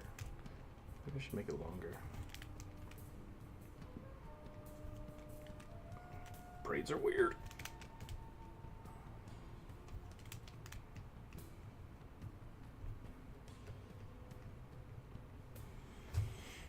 the psychic. I just fuse 2E systems into 5E. Yeah, I do 3.5 in Pathfinder all the time. It works. It works really well. Like, 5E is so simple that it's not hard to add complexity.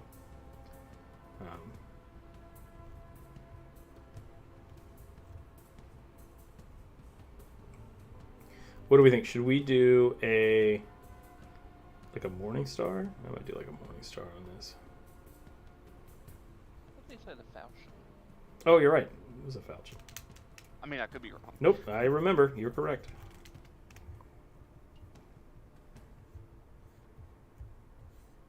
What if it's a giant falchion, though? Oh, lordy.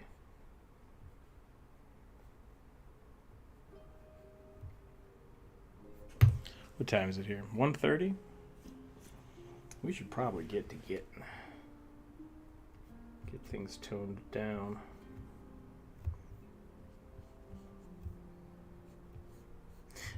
If you make a falchion too big, does it become a scimitar? is that how that's defined? What makes I think it's reversed. Is a scimitar the smaller version of a falchion? Yeah. Scimitars are very long and skinny, curved blades. I don't like Falchions this. are very big and beefy. At least that's how I always picture them. Let's get some fact checkers in here.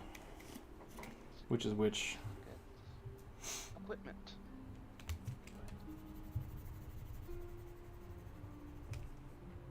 I think you're right. I think Dritz has 2 scimitars. Yeah. And they are. Because those scimitars specifically are very light. Yeah. In 5th edition. I'm back. Welcome back. Have a good one. I'm gonna go back to sleep. No problem. Thanks for hanging out. How D&D? We'll catch you later. Okay, so according to Pathfinder, a falchion is a 2-handed weapon. Wait, which one's which? A falchion is a 2-handed sword. Okay. And a scimitar is a single-handed. Gotcha. I'm gonna go balls out here since I think we're gonna call it here pretty quick. I'm gonna do a really long braid. And then we're gonna do something like this. Could you explain to me why do certain weapons instead of like, so the falchion does 2d4. Why don't do they just say it does a d8 of damage? Because it's different. There is different. So if you have, this is some fun math. 1d6, your average is 3. 1d8, your average is 4. And if you have 2d4, your average is actually 4.5-ish to 5. It's closer to 5. Because you're never going to be able to roll a 1. You're actually rolling 2 to 8 damage. So it bumps your median damage up slightly. Okay. It changes the curve because it's also less likely for you to get an 8. So whereas these, you're looking at something like this. With a 2d8, you're actually looking at something like this. You have a much higher chance of rolling 4, 5, and 6 than you do. Because with a 1d8, that's your chance of what you roll. It's flat because you have the same amount of chance of rolling a 1, 8, or a 4, right? But with this, there's a bell curve, and you have a higher median. That was something really fun in old Diablo. Bell curve is of damage, not a straight line. Yeah. Yeah, jump rope just beat me to it. It was always really funny looking at Diablo, original Diablo, because if you have like a fireball, it's like, oh, this does 1 to 30 damage. You're like, or is that right? They did it with dice. So basically, like a fireball would usually do somewhere between like 15 to 30 damage because of the way they calculated it. But lightning bolts did 1 to 100. And so you're just like, yeah, give me that lightning bolt. And it was always really shitty. It was always really shitty. But no. So it's basically consistency over damage. If you want to highs and lows versus more average numbers. Because I never understood, like, why does a greatsword do 2d6 and a great axe does a d12? Yeah, so the best way to figure it out And D&D doesn't do this anymore. Pathfinder does have a better system for scaling. What you want to do is you want to look at the median damage. So your first one's going to be like a D4, or it's 1, and then it's a D2. So your median is 1, your median is 1.5, and then a D4, D6. And once you start getting to a D8, I think 2D4 is better. And then it goes D10, 2D6, D12. Might go D12, then 2D6, and then 2D8. And so you can use those graphs to figure out the median to actually like upscale something. If you want your weapon to be one size higher, do more damage, it should just bump up the scale, which is fun. Those scales exist. You can look those weapon size chart damage scales in Pathfinder. You should definitely look those up if you're interested. But it's the median value damage.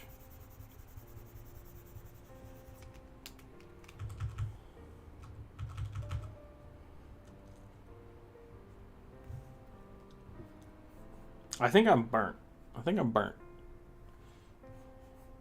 want to continue this, and I might just do this more after the fact, but my brain is slowly calling it a day.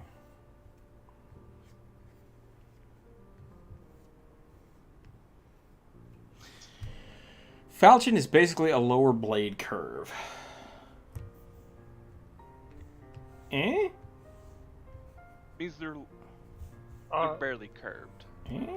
If you mean like actual, are we talking like just aesthetics, or the way they're actually built? Because they're usually weighted differently too. Interesting. Yeah. I might need a picture.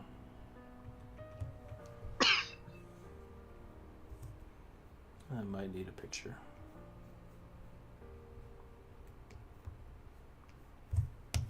Because a fashion is also decidedly like a European sword.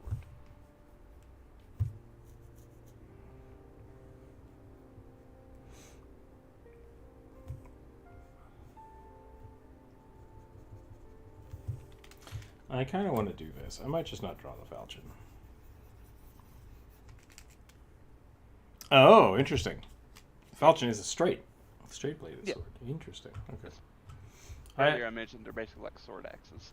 Gotcha. I always thought they had some kind of greater curve. I mean, some may have a curve. It depends on the blacksmith who made them, but a lot of times they are generally very straight and chopping. Gotcha. Yeah. They're they're heavier swords generally too. Yeah.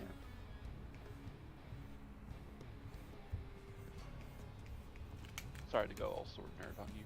No, it's alright. Sword nerd is fine. Sword nerd is fun. I just know sword nerds can be very pretentious and nitpicky about weapons.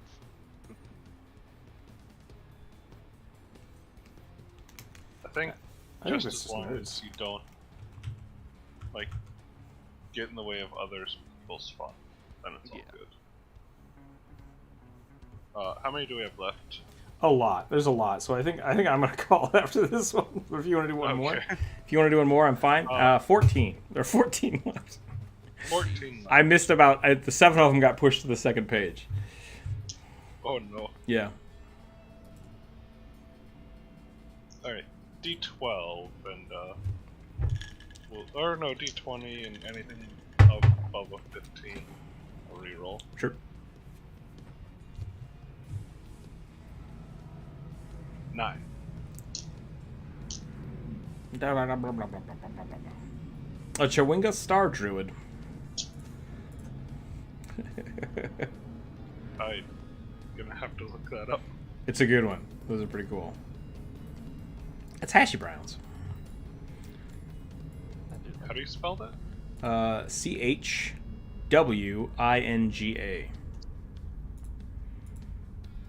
They're little elemental spirits. They are little elemental spirits. Basically the little goose from Princess Mononoke.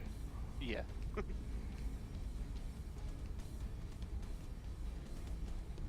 Oh, gotcha. I really like the ones they had in Tomb of Annihilation.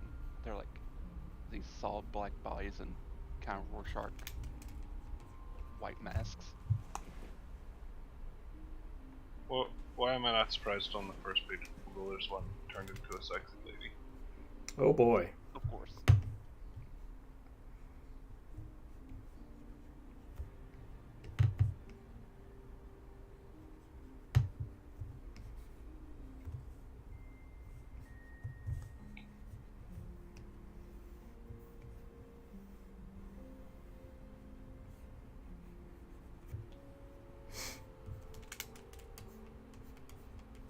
Braids are hard.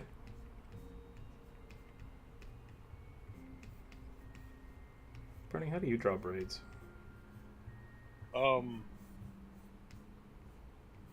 I have a braid brush to cheat. Oh, you son of a bitch. But when I'm not using that,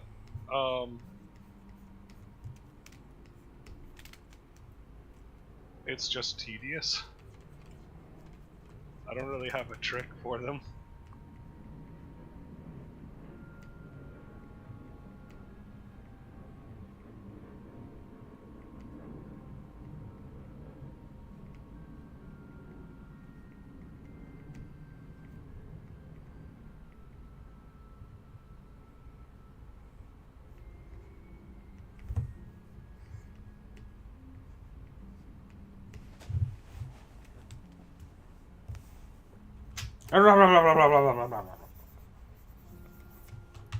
I really like that shoulder pad, though.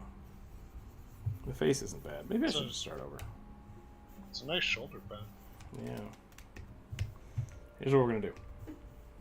Boop. I'm going to move it over. Make it bigger.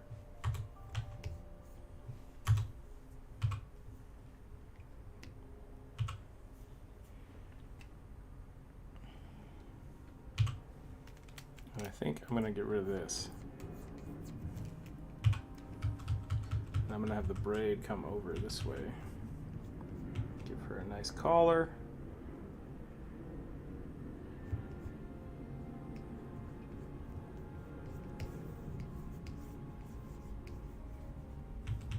Get the body in here the way I want it.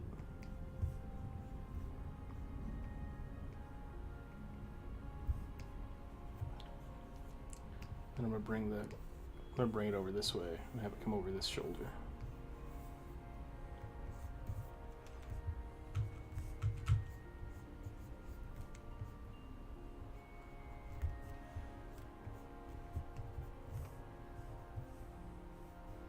And we're gonna push this arm across. No, maybe we'll bring this arm up. No, I want it down. I want it this way.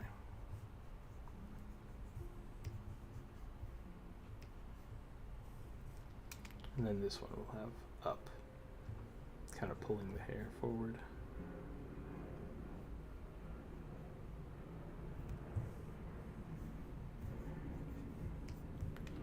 Struggling.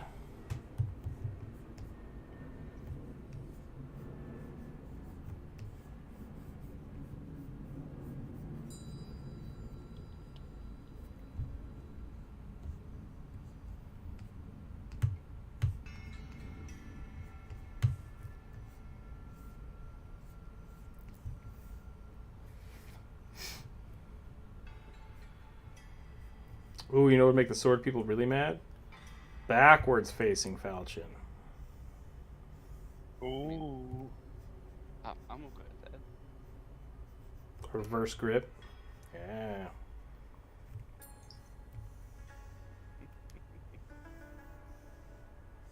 It's a two-handed sword. I mean, she's a half-orc. She can do whatever she wants. Or orc. It's an impractical fighting style. Okay, Shad. I wasn't gonna drop it.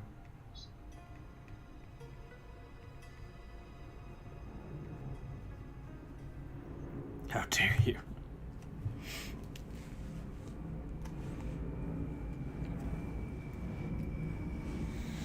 Dun, dun, dun, dun, dun.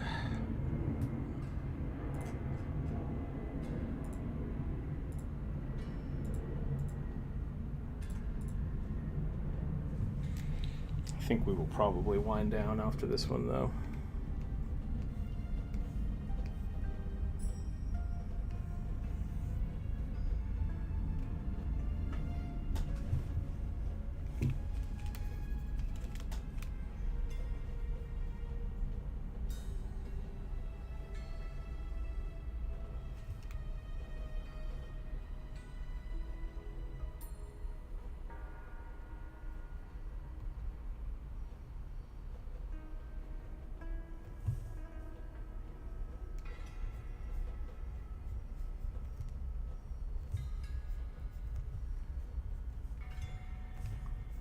Yeah, let's do that.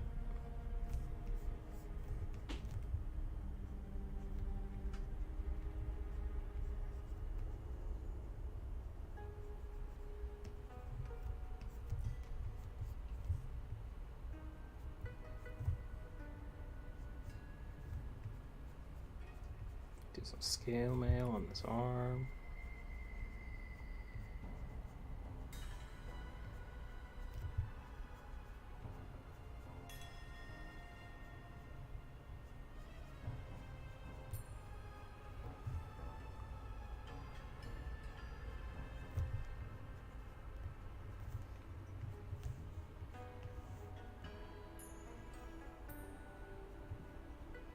And as for the braid, we're gonna fake it till we make it.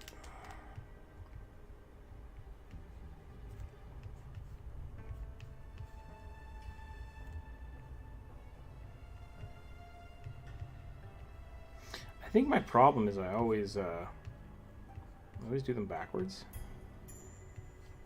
Yeah, I was gonna say I usually do them with the tip facing down. Yeah, I'm doing it backwards again. Whoop.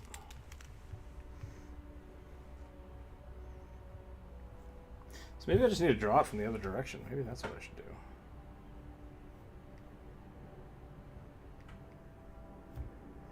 Just like reverse. Oh God, my brain. It's like reverse hearts.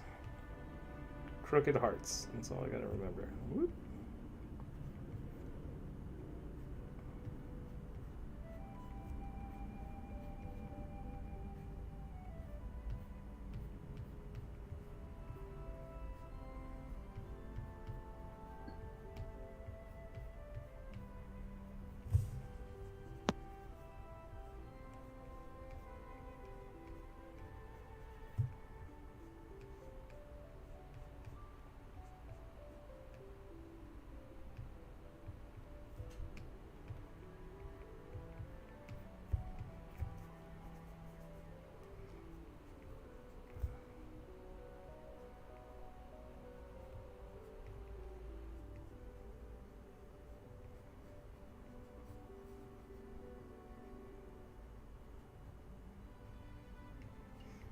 Thumb's gotten away from me.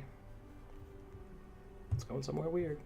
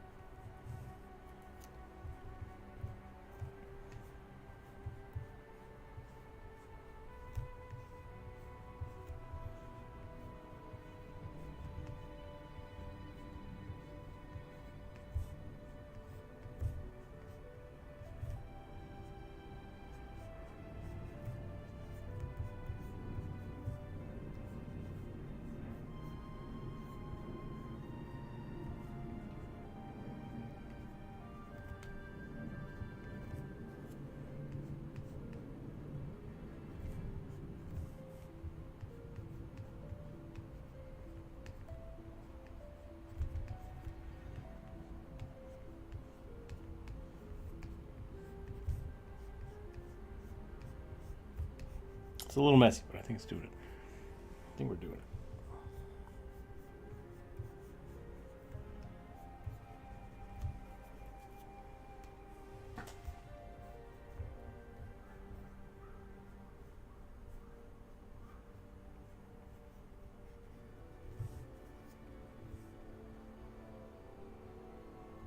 Can you guys hear that dog now?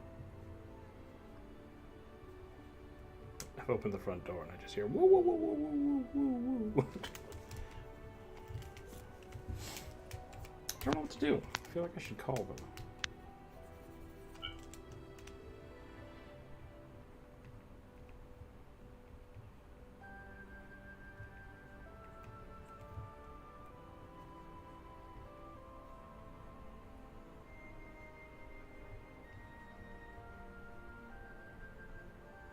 Hello, sir. Your very cute dog is super annoying.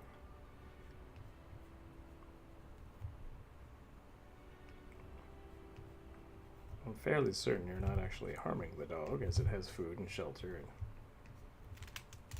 But when you're not home, it's quite loud. Please advise.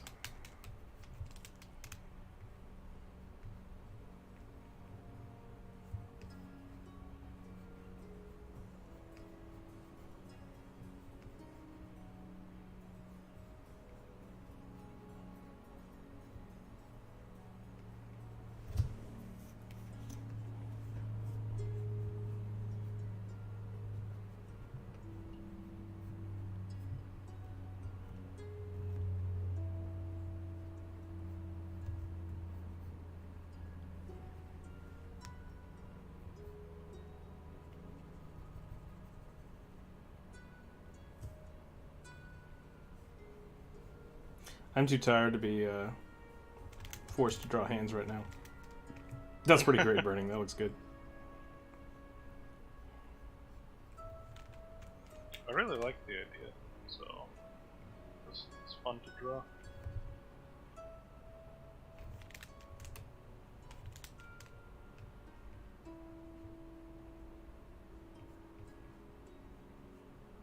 I'm gonna make her look a blade saint. There we go. Oh, we went really anime. God, where's my brain today?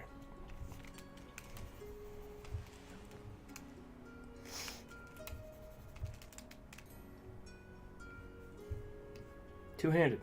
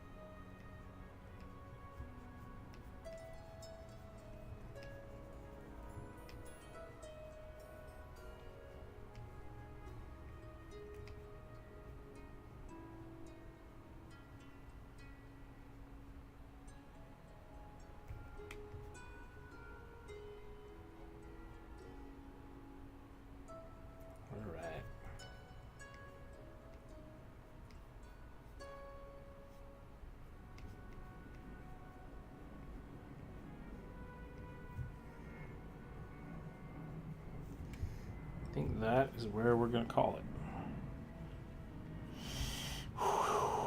Just putting some fluff there.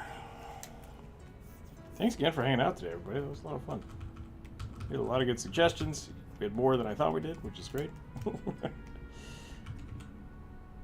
to meet some new people. Yeah. Thank you, everybody, for hanging out. Tomorrow we'll be back on Twitch, most likely. I'm going to try to get the audio done for a video today, so we'll probably be working on that tomorrow. Just getting the little animations and stuff finished up for it. If we don't do that, we have some commissions to work on, so definitely have stuff to do. We'll be on Twitch probably around 11 o'clock, and then, yeah, we'll see what goes from there. Thanks again for all your wonderful suggestions. I'll post some of these up on the Discord when we're done here, as well as on the YouTube community page. But that's it. That's all we got. Stay happy, stay healthy, keep your dice on the table, everyone. Have a wonderful, wonderful day, and we'll catch you next time. Bye!